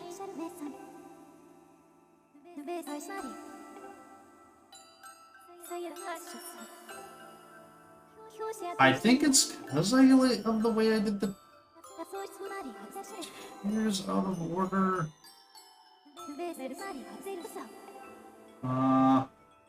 I think this is fine, and it's just the...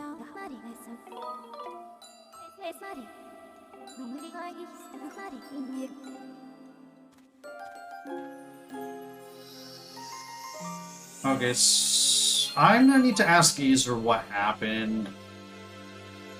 It might have been just entering from that side that did it. And that did lose me, like, a minute. Yes, I did get caught. If I had not gotten caught, I would have just soft. And you can tell because I had the 2 missing ears on the thing.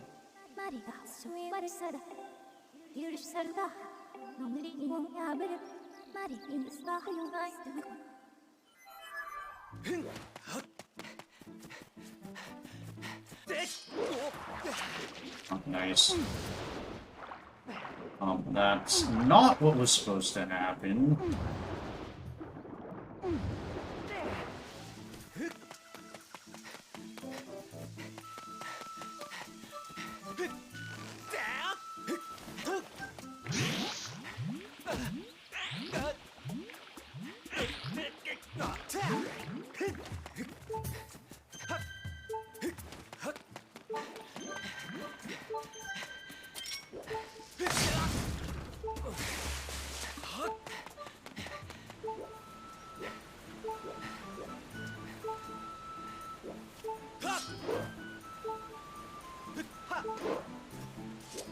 Wait.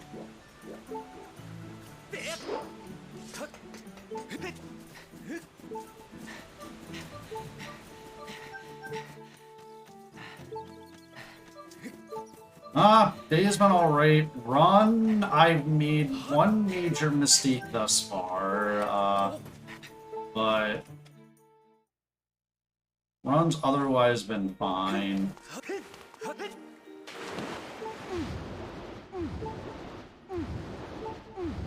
So yeah, because of early boss rush shenanigans, we can just hop right into Cistern. Assuming I can actually jump.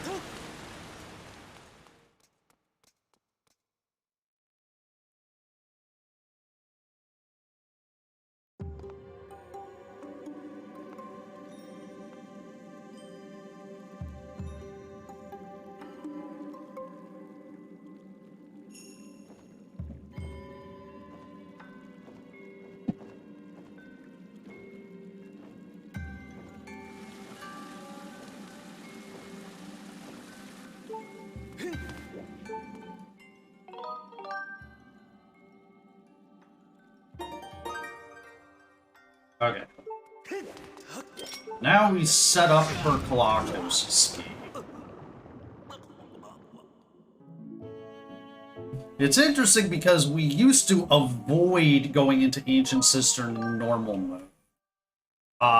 And now we're specifically going into Ancient Cistern for set.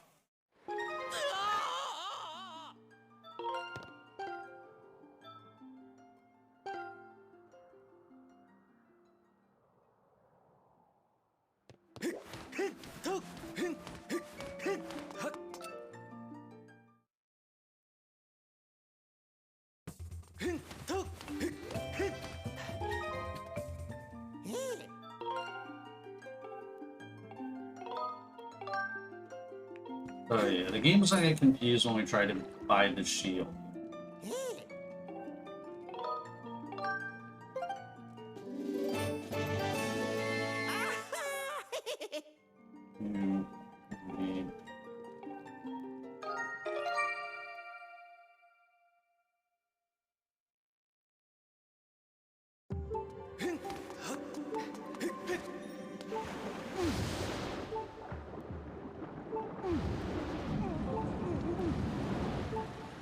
Okay, according to Ezra, that should be enough to commit. Even though I haven't specifically tested that myself, I'm going to trust Ezra.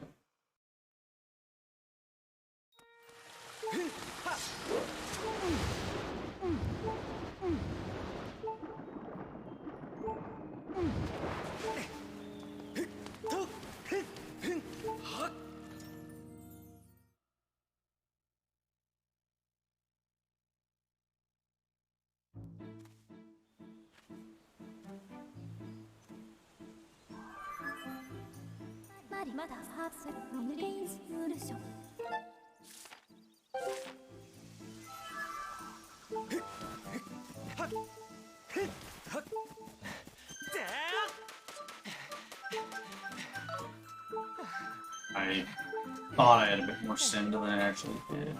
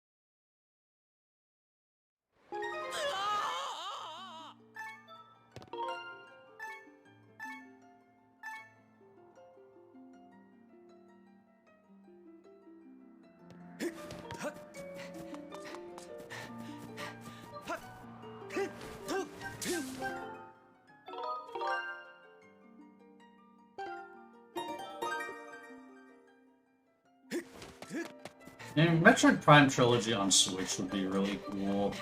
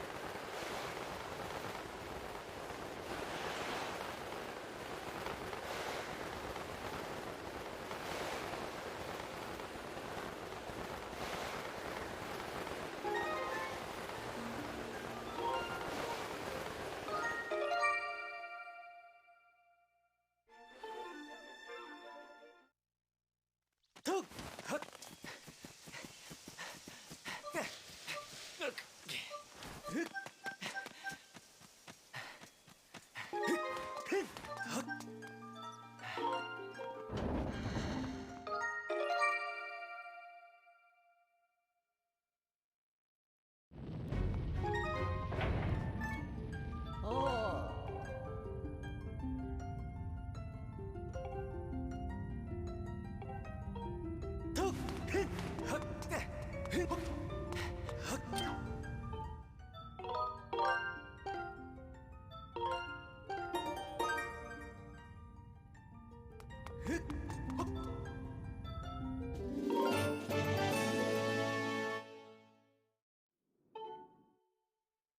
Oh wait. Let's see if this works. It didn't. Okay. Alright.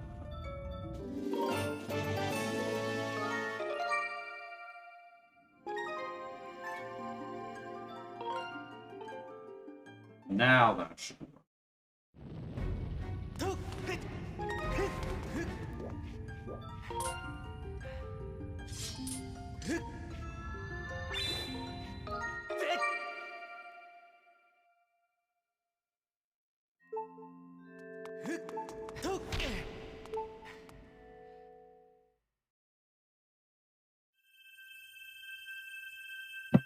And cutscene time. Stretch break time.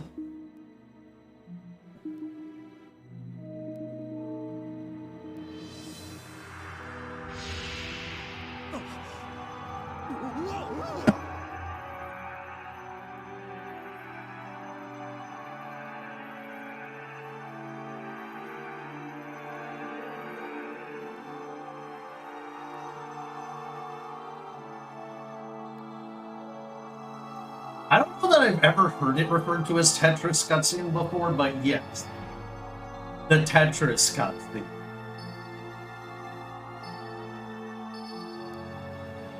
We need to fight Levias in order to get a layer of Seal Temple that doesn't crash in big.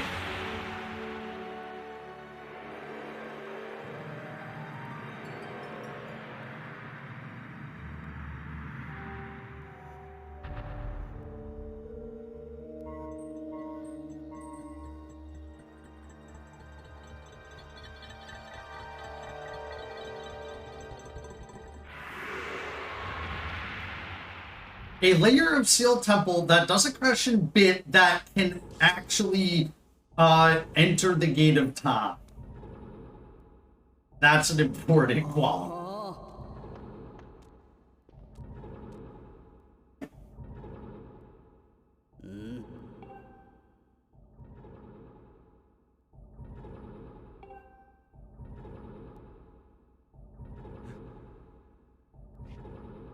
Yeah, you know, that's probably actually intentional. And now we get more Groose character development.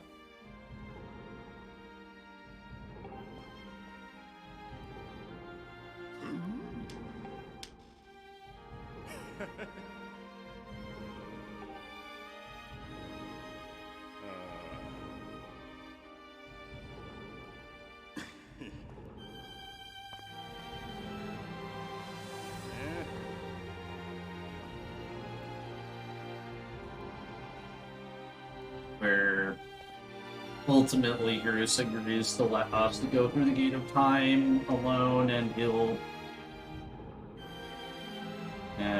I will miss closing that text box, and then he leaves the temple. Prove yourself to the weird emotional gorilla class.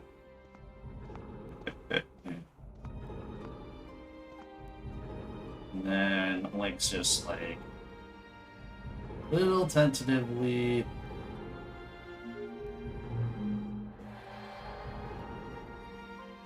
And then like opens the Gate of Time.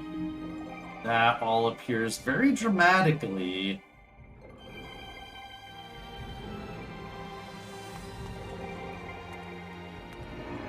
and then like just sprints through.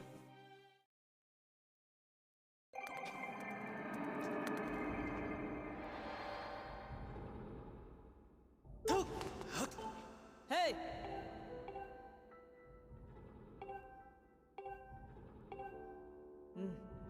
And if you thought we were done with cutscenes, you would be mistaken.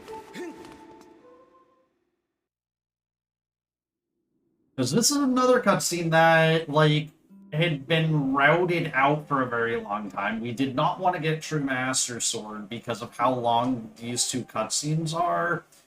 But with Kaloctos Escape, in theory, it is now faster to watch this cutscene.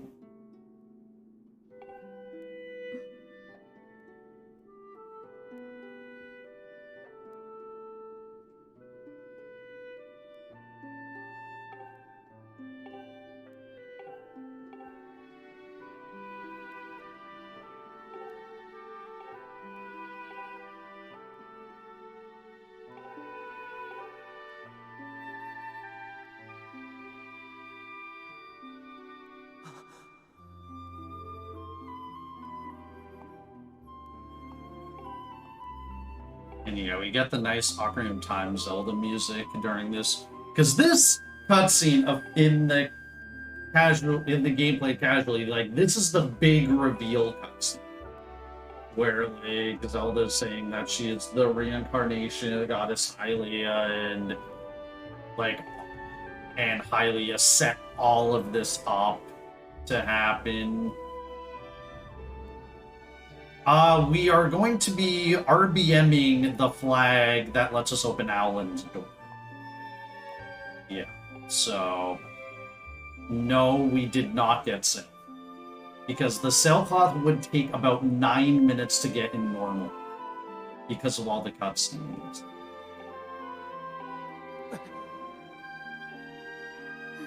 Like, in hero mode, it would definitely be faster to get sent. But... the cutscenes add a significant amount.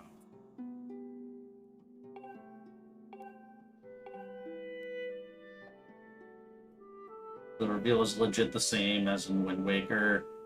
Yeah. It's very similar, although, like, I guess in Wind Waker, it's Tetra, so... So, like, it winds up being, like... I guess it's a bit more of a reveal in Wind Waker because you're, like... Although you suspect something's up with Tetra, like, nothing actually confirms that Tetra is Zelda until the cutscene where Tetra transforms into Zelda. Whereas here, it has been Zelda the whole time. It's just that, like, now it kind of reveals the whole plot. So it's more of a plot reveal cutscene than a, like, oh my god, it's Zelda reveal cutscene. And now... we get the True Master Sword.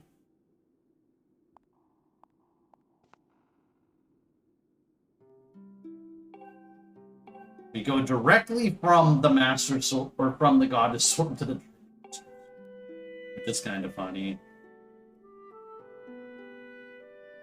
Yeah, that is quite a powerful blessing to be able to skip 3 sword upgrades.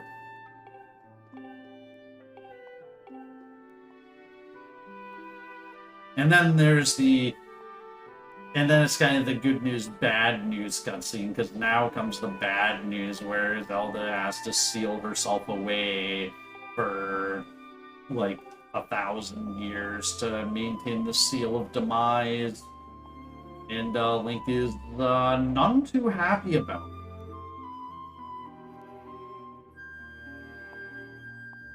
Yes, and the scabbard magically gets bigger.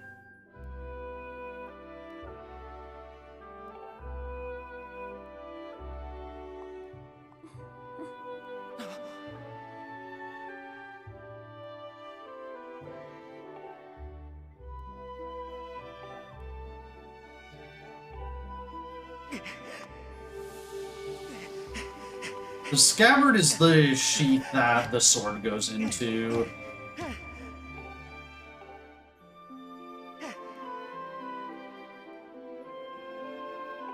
That's on Link's back.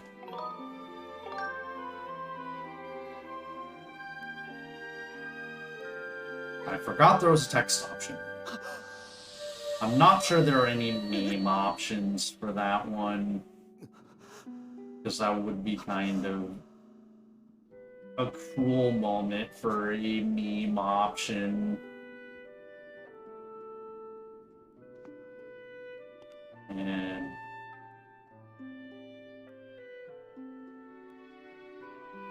now all this suspended in a crystal, maintaining the seal on demise.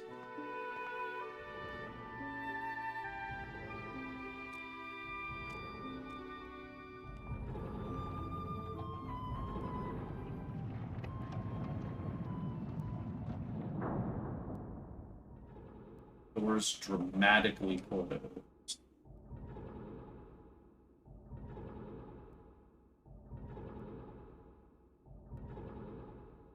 It's been 9.5 minutes since we entered the Gate of Time.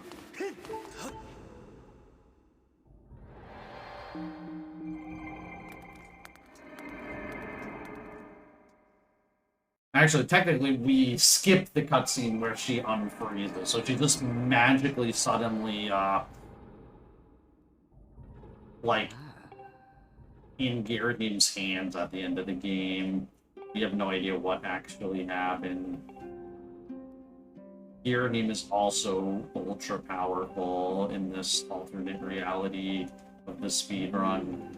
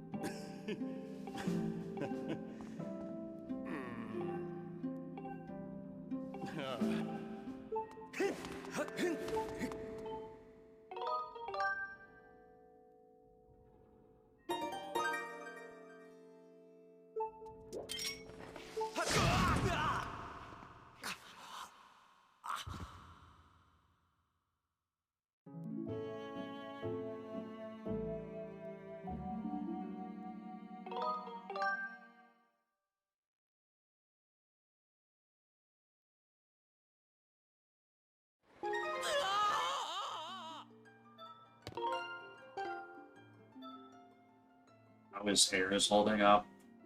Lots and lots of hair gels.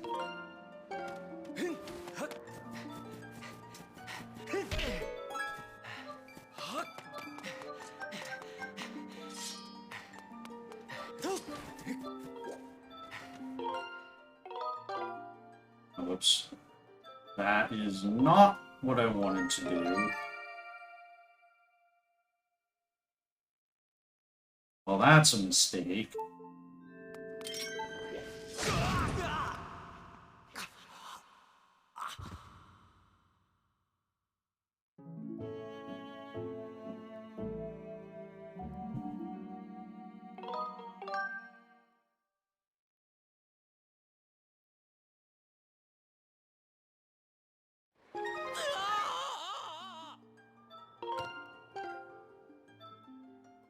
Yeah. Here I'm trying to do some lag avoidance. And I think my lag avoidance kind of makes things a little bit awkward. But, you know, just gonna like file 3.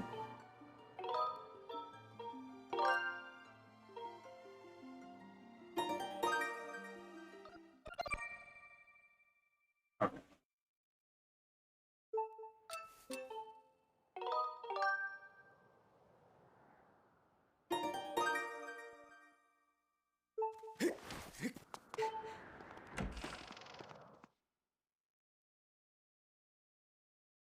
Now the thunder hits. And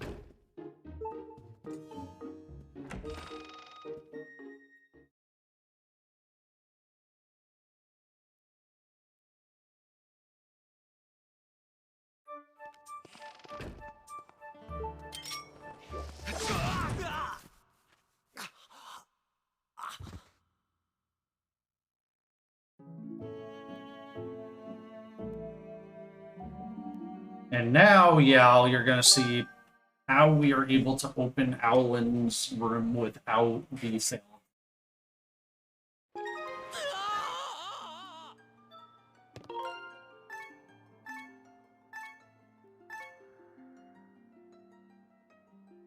'Cause normally, the rooms in the academy don't open until after you get the sail phone, but we never got the sail.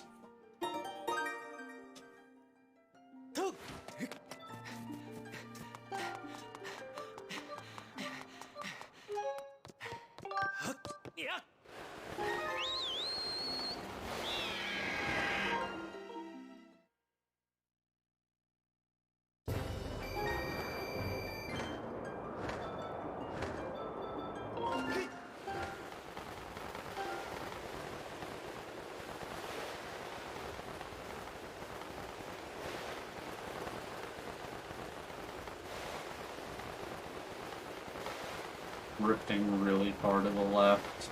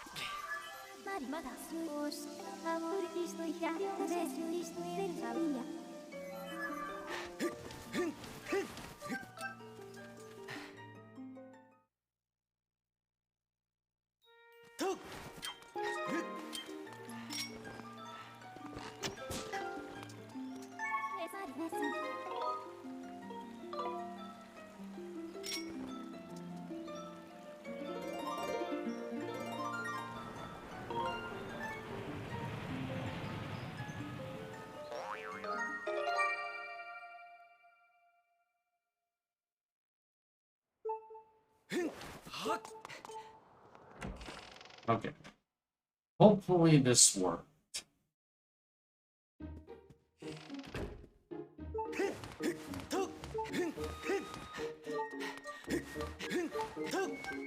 We have to path around where the pouch cutscene is. And it just so happens that back there is out of range. Hey!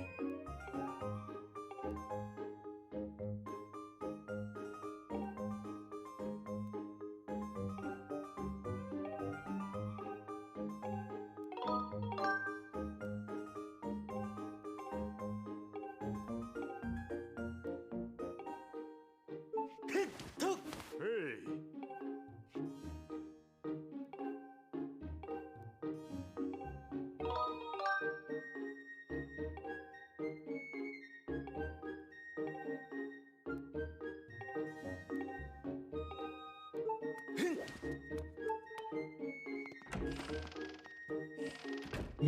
Yeah, Imp 1 refight that.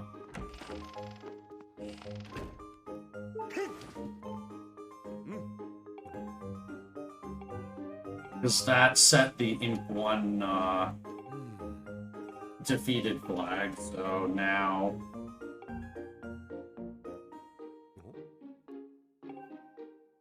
Yeah, we that moves is the trigger for moving where the imprisoned is, or, I mean, not the imprisoned, where Gapora is in his study.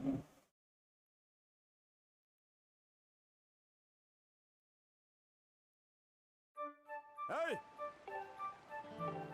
Sadly, I'm not sure there's really a good way for us to skip the spiral charge tutorial here.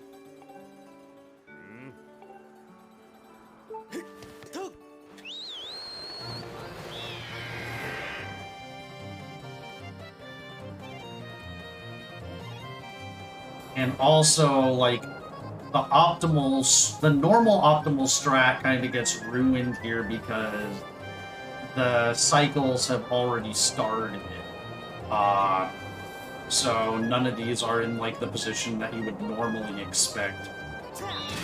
I mean, that is what the old route did. Well, the old route... Oops. Maybe that's fine.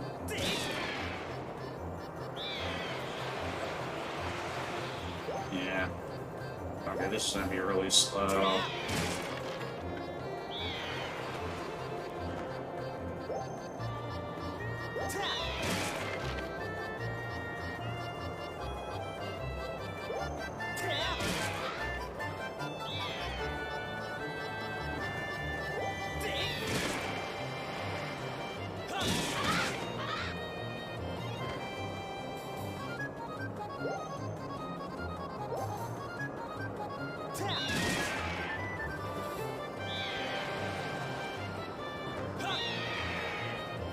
Hitting me like that.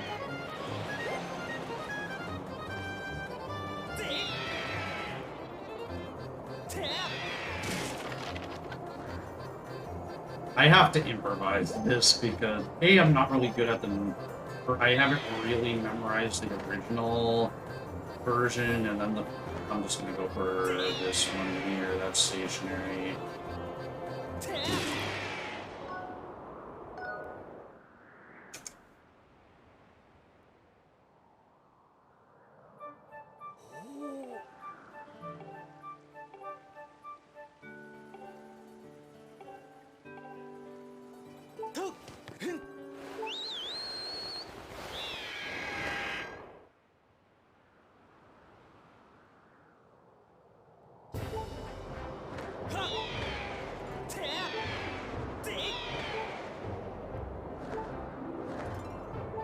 Yeah, it's not a crash, it's just that the cutscene softens.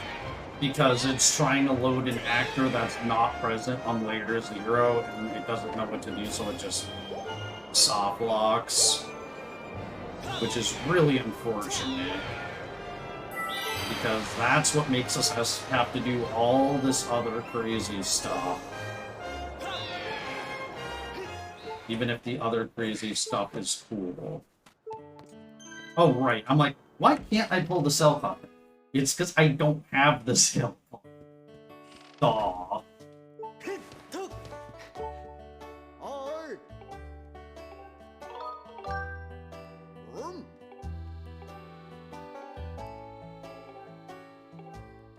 No.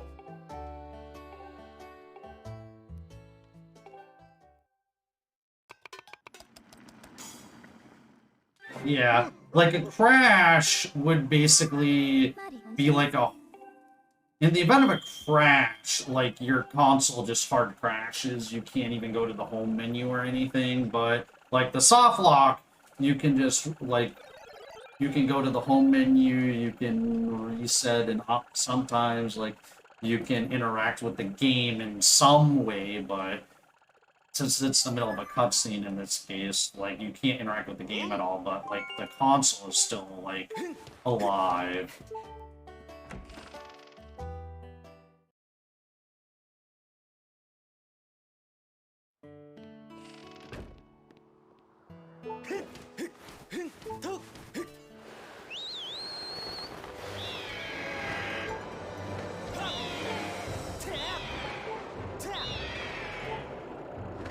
Now we fly to the thunder. Because of course they put this and the Thunderhead on complete opposite sides of the sky.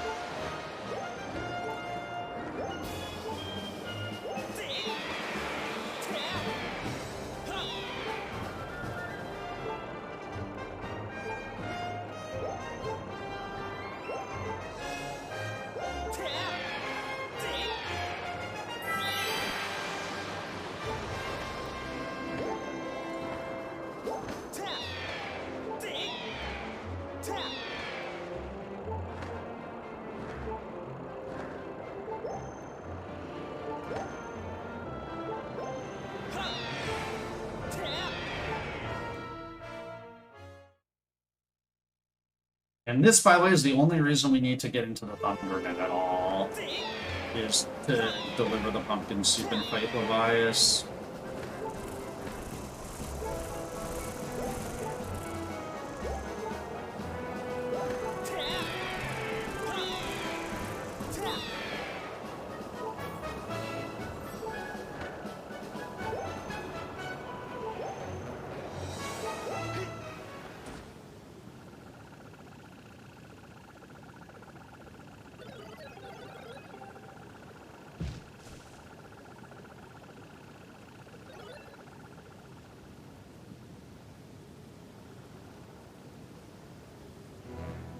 Normally this would be a skippable cutscene.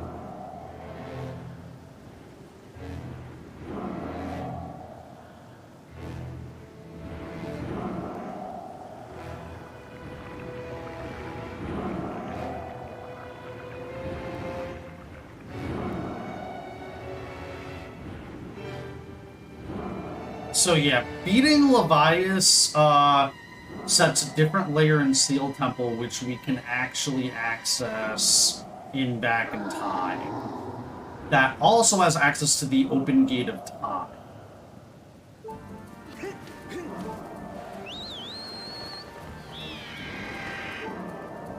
Okay.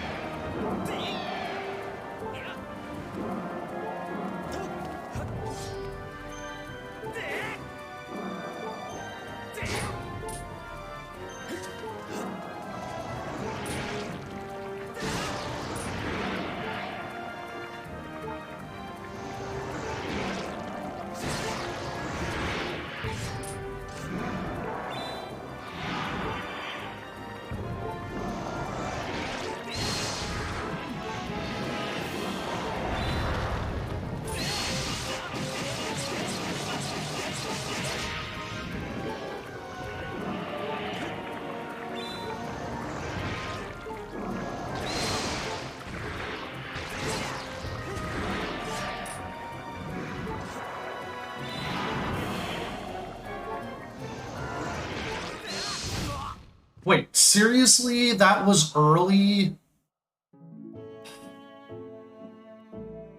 How was that early? Okay, well, that's another, like, minute lost.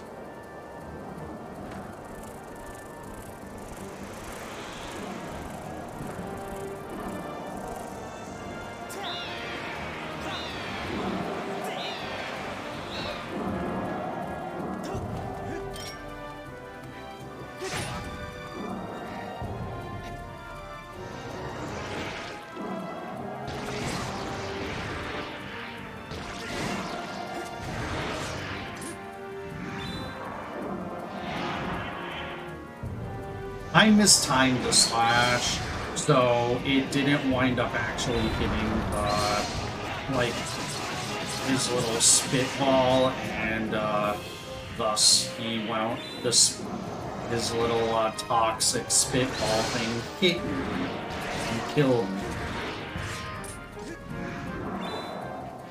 Because, unlike HD, like, I don't think I can just Skyward strike his eye there.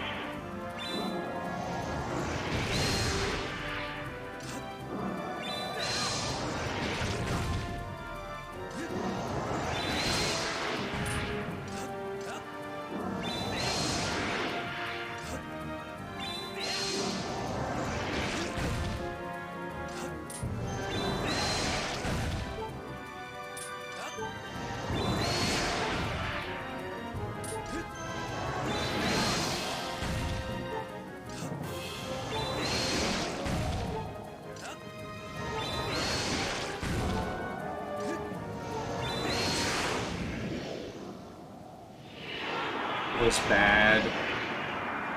Like, I wound up taking intentional hits there because I want to be at low health at the end of this.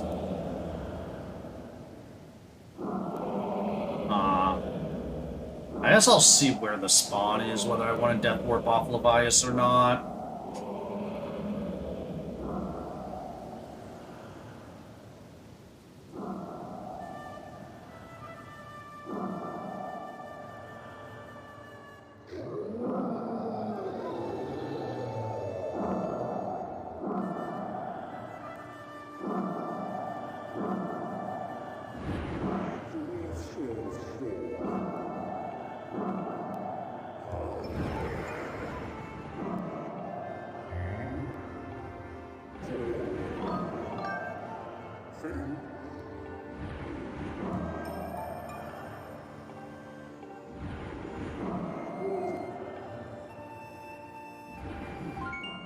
I think this is a good spawn. No.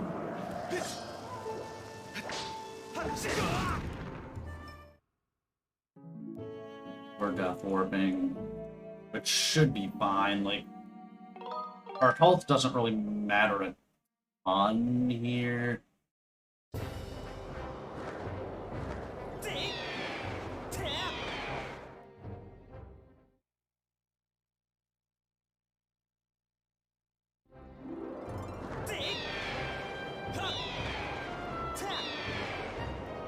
Now we fly to Lanier.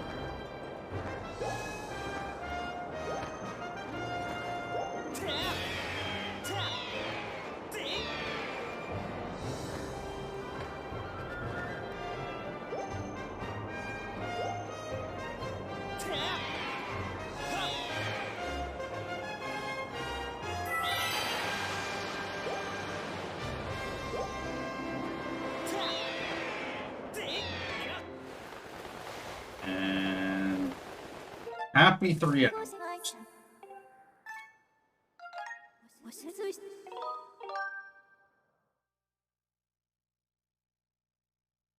Well, yeah, but we still have to do stuff before that, so... Also, shoutouts to the 2 Thunder Dragons on screen right now.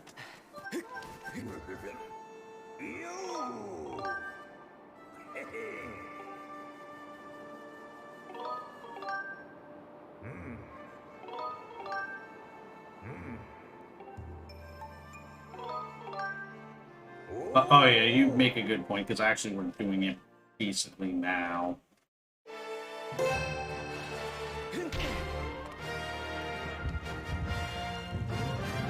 And goodbye, Coloctos.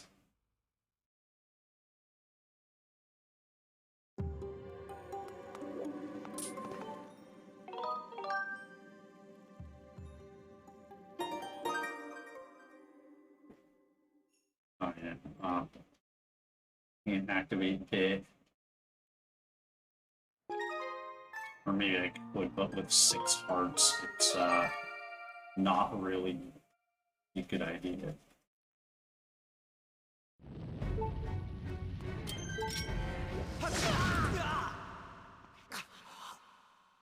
Well, I guess you weren't.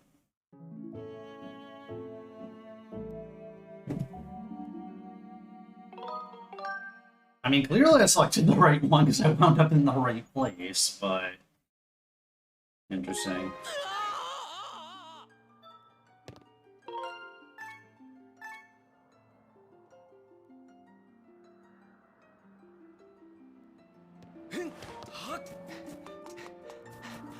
Okay, hopefully this part gets fine. The entering Farron part can be a bit scary, but...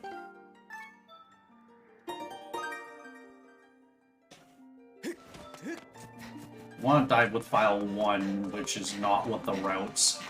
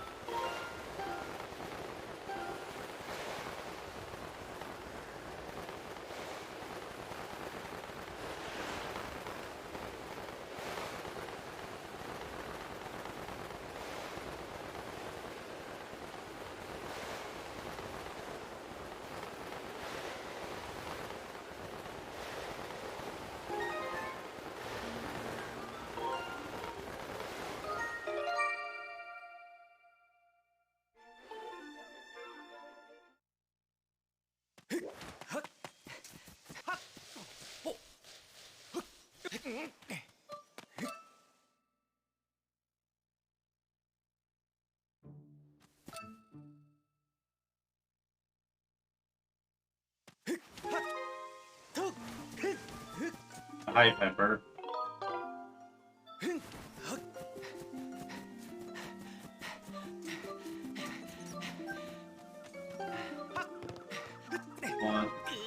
One.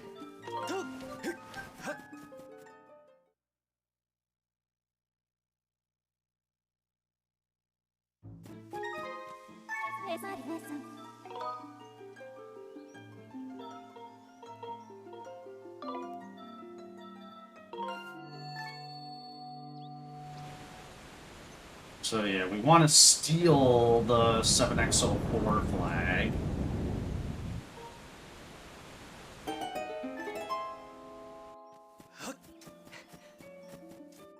I don't dare see up there because there's a chance I could get the Keep Wielder soft lock if the camera turns the wrong way.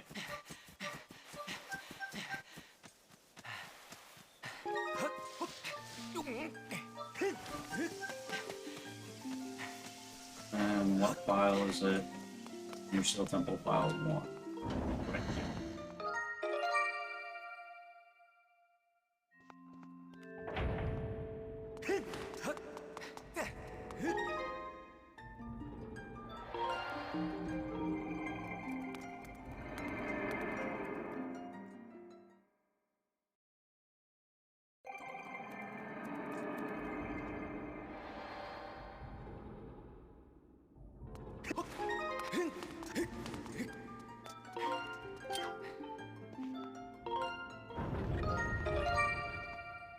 Hopefully that wasn't too early. That was too early. That's really dumb.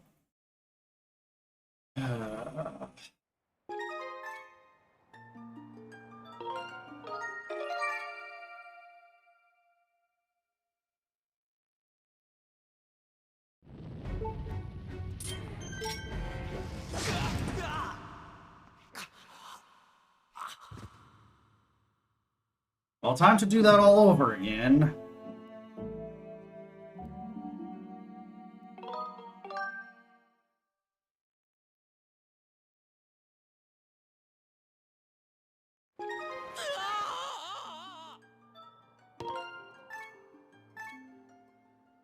Yeah, so world record's probably dead with that. Unfortunately.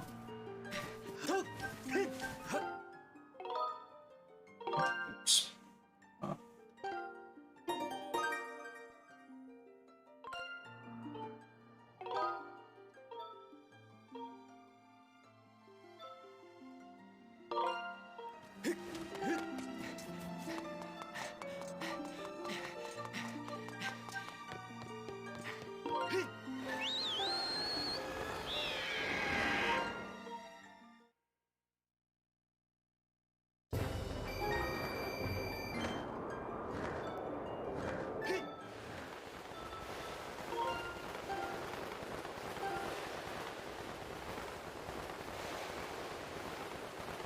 How come this doesn't get rid of the minigame play? And hold on, I need to make sure I dive into this pillar correctly before I finish reading that.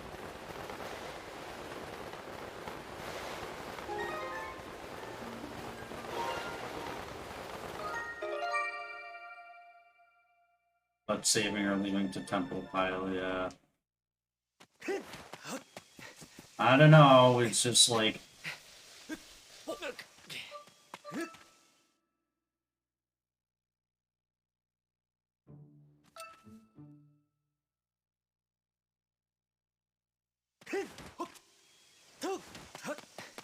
Pretty sure I've already selected file 2 flags, so...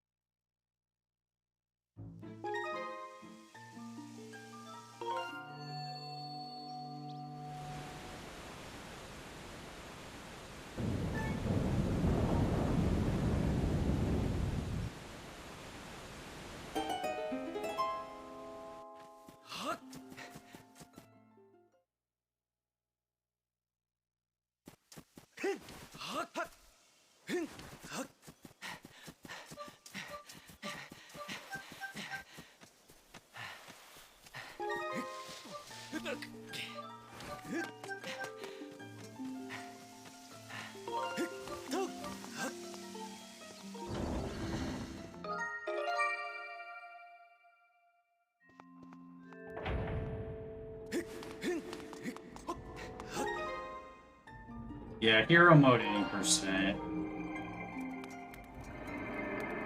is like in hour 9 minutes. The ability to skip the horde cutscene, or well, I guess in the current case, it's being able to get to do Girahim 2 in boss rush.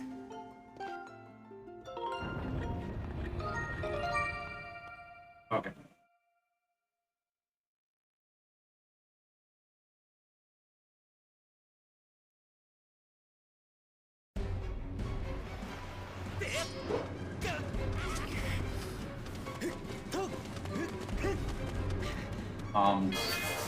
There. So yeah. Activate the last barrier.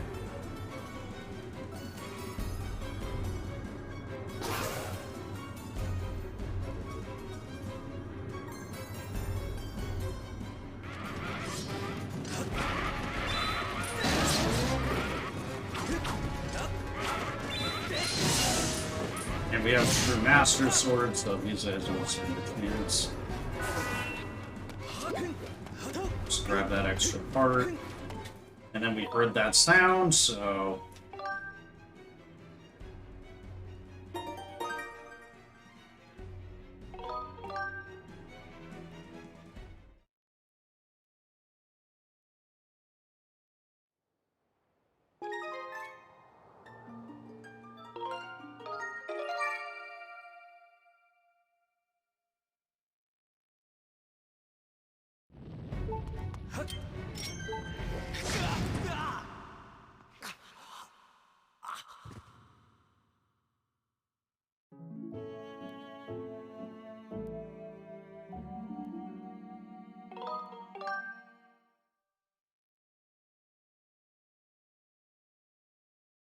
Now we need to get rid of the game flag.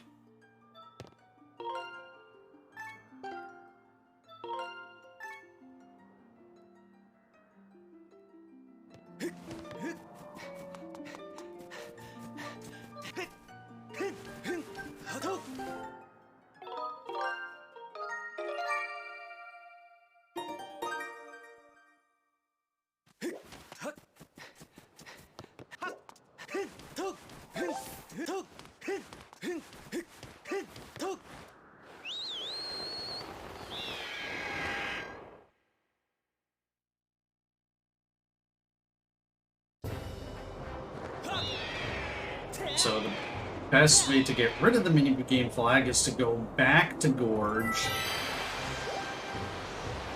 and die to a boss. So that will clear the minigame flag.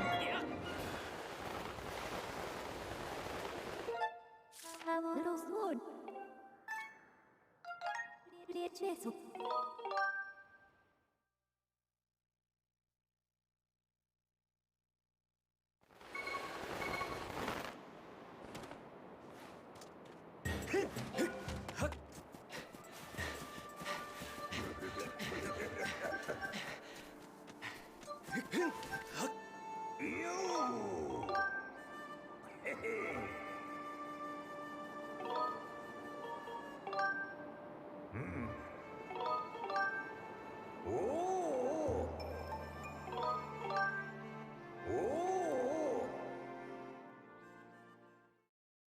So we go into Girahim 1, because if we don't have our sword held out, Girahim just repeatedly slaps us.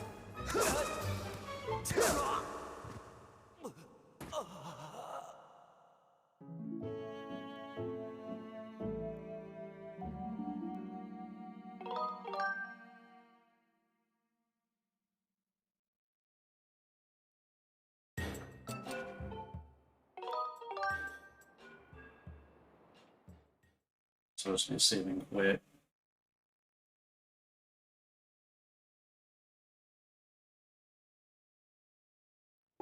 Pretty sure using the correct file here, or not correct file, but using this file is going to be faster.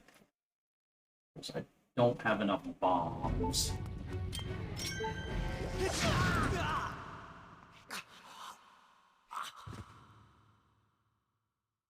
My eyes are up here, Link.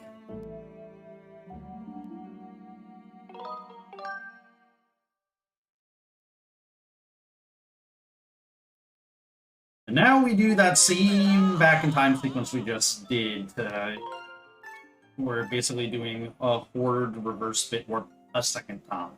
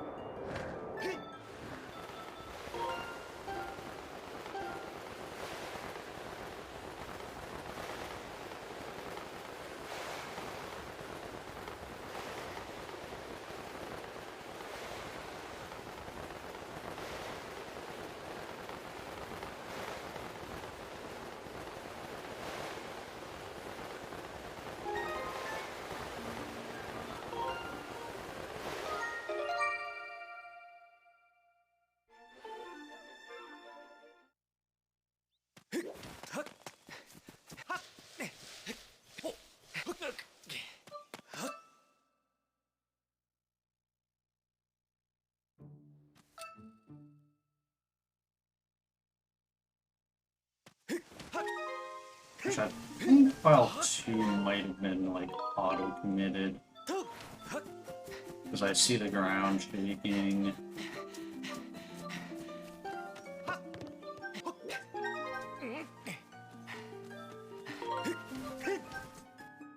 Nah.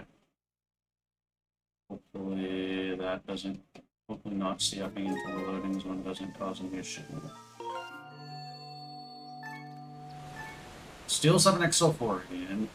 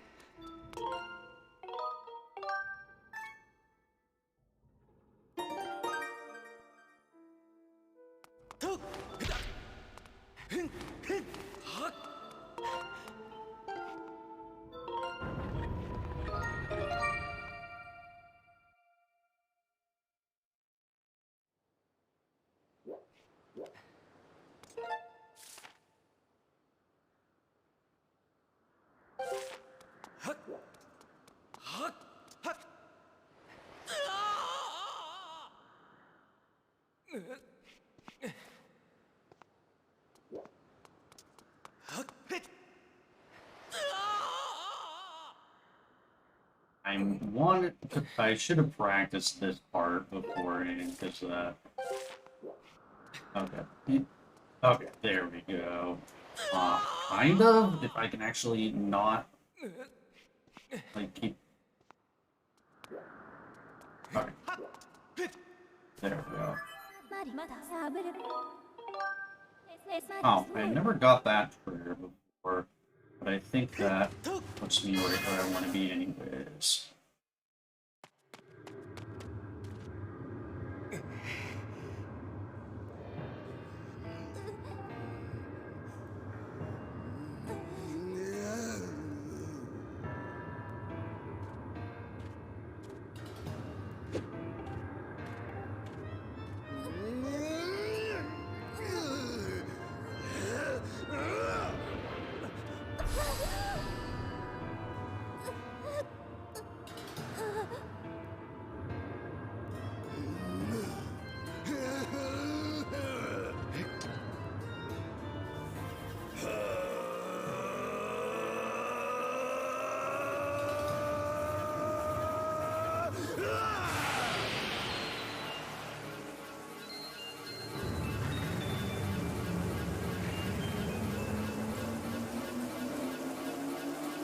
Super Saiyan gear. I mean, yeah, Girahim kind of goes berserk here.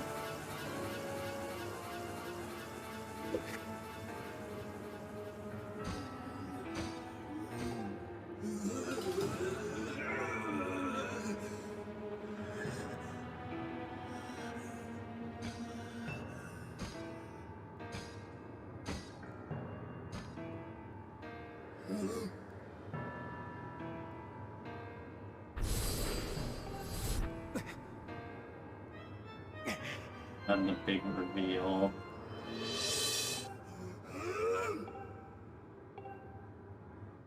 You just see the voice actor growling like that and seeing everyone walk as looking at him.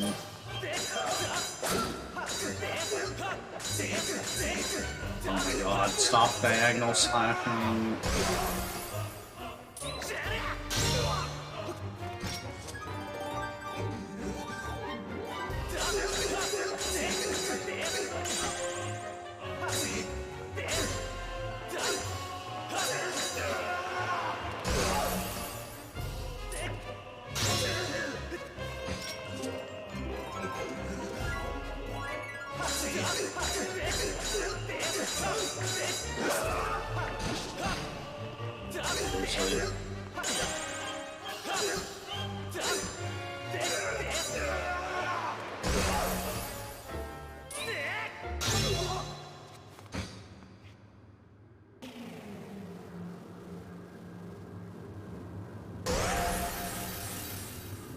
Must have been so uncomfortable for the voice actor. Yeah.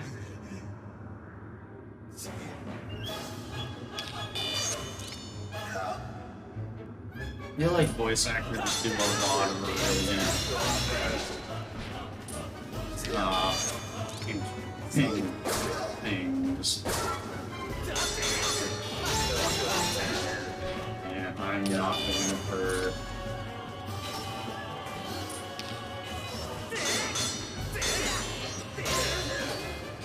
any super fancy strats.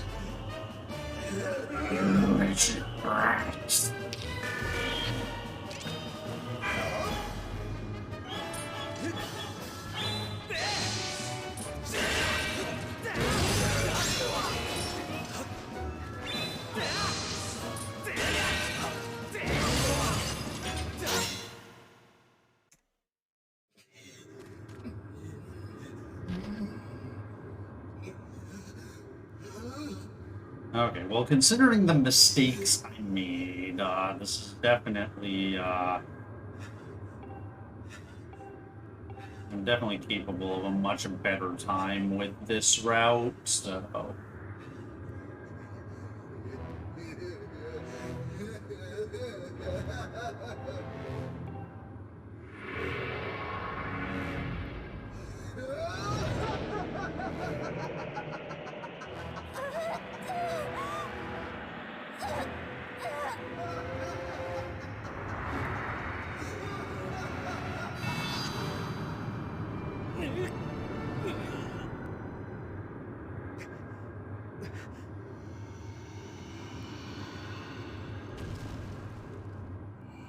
Nope, it's imprisoned 4.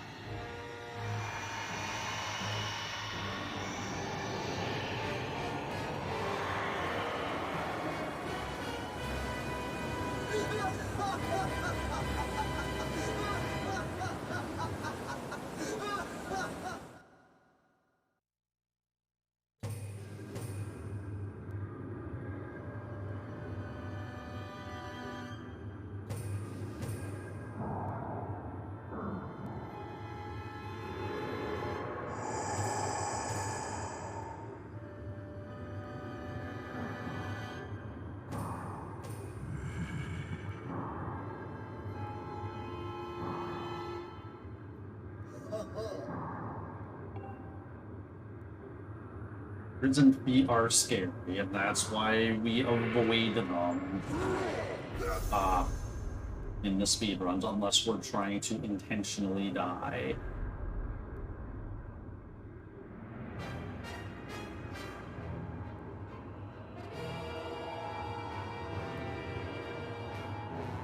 Why is there Betro soundtrack?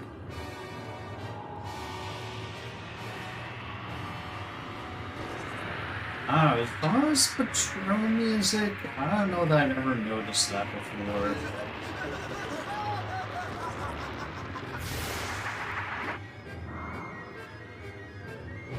Here does not look like he's having a fun time. You get the same soundtrack when you first meet Petro. Interesting, I'll have to listen to that back again.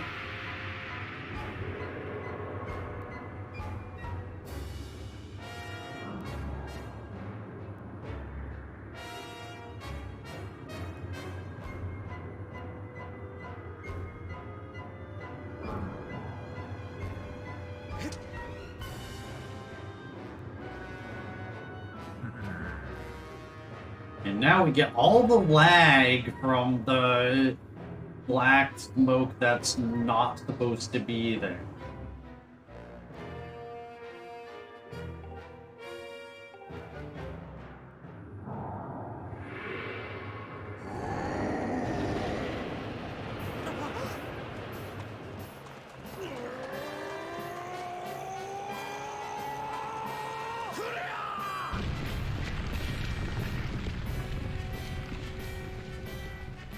Now we have Bruce the hero.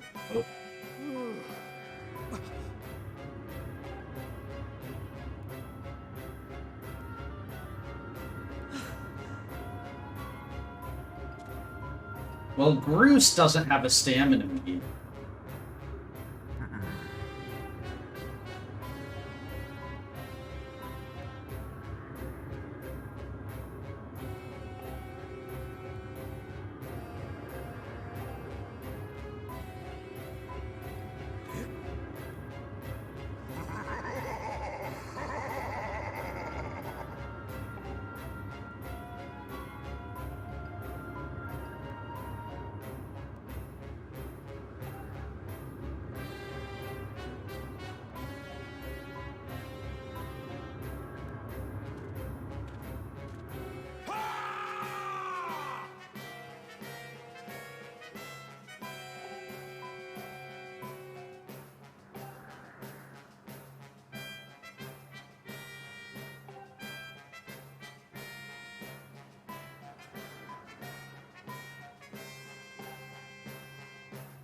He played Sauron without his helmet.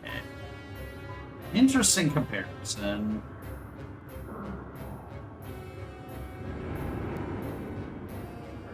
Or at least I presume you mean Sauron from Lord of the Rings is what I read that as.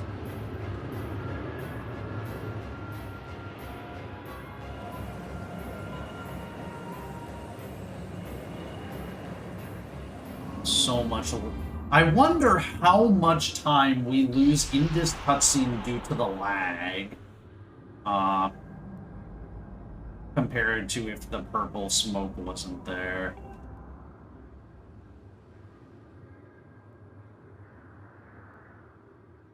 Look at Sauron armor. Does look like a demise skin. I guess I can see that.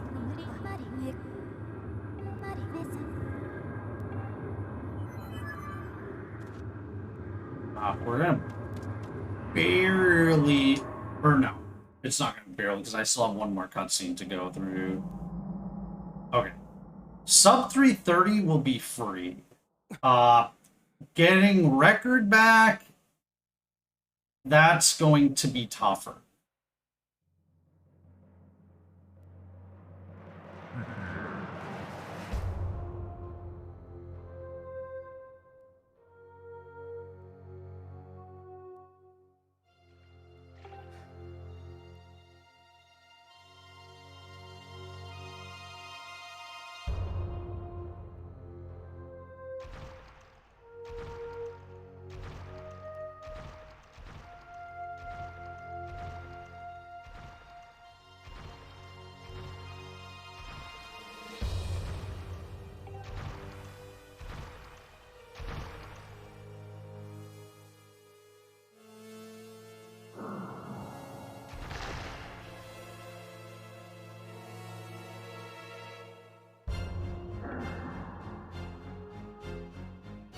Yeah.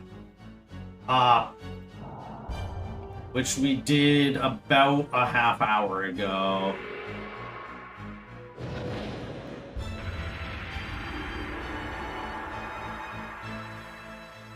Galactus Escape basically allows us to escape boss rush, but keep the boss rush minigame flag, which allows us to get into the Horde fight without watching its cutscene first.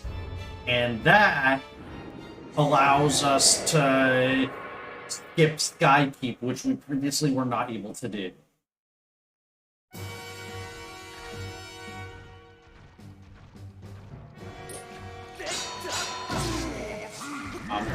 What? Okay,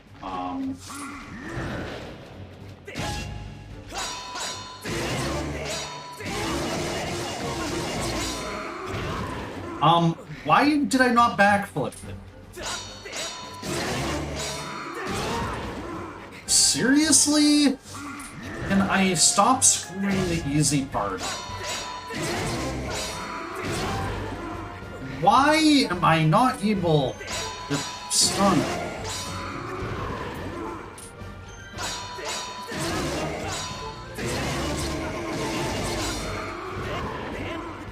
Okay, I didn't time the front off. Okay, that was a really bad phase one.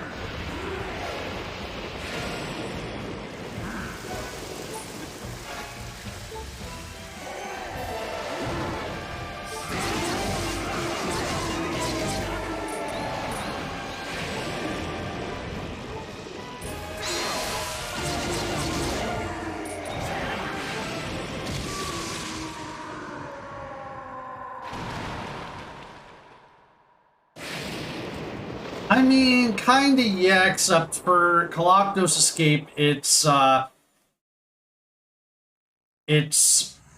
Galactus Escape, it's more of like a memory thing where we do an RBM in Cistern that causes the door going back into the dungeon to be open in Boss Rush. And that allows us to escape Boss Rush, but keep the minigame flat. Thanks, Ven, for Legacy, and Nanikaze for the GGs. This is definitely improvable. Oh yeah, this Earth Temple was terrible. I forgot how terrible this was. Although it was somewhat salvaged because we got a first try Elden Extending Blow, which is not likely to happen again.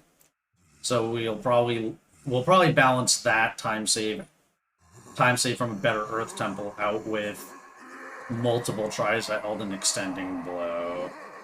Yeah, enter Lanayru. This is fake time loss. And then, yeah. Had to redo the Fair and Trial RBW once because I accidentally got Keek Wielder soft lock. This split was fine. I failed the early Thunderhead once, so I had to.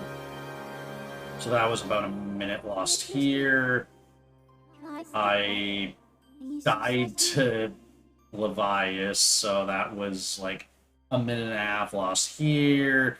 I failed the forward reverse bit warp, so that's probably like that, and that was at the very end, so that was like 3 minutes probably lost here. And yeah, the demise fight was sloppy, so I lost like half a minute there. So there's a lot of time saved left. Still. So I have to save a little over 7 minutes if I want to take the world record back from kickoff. But it seems doable.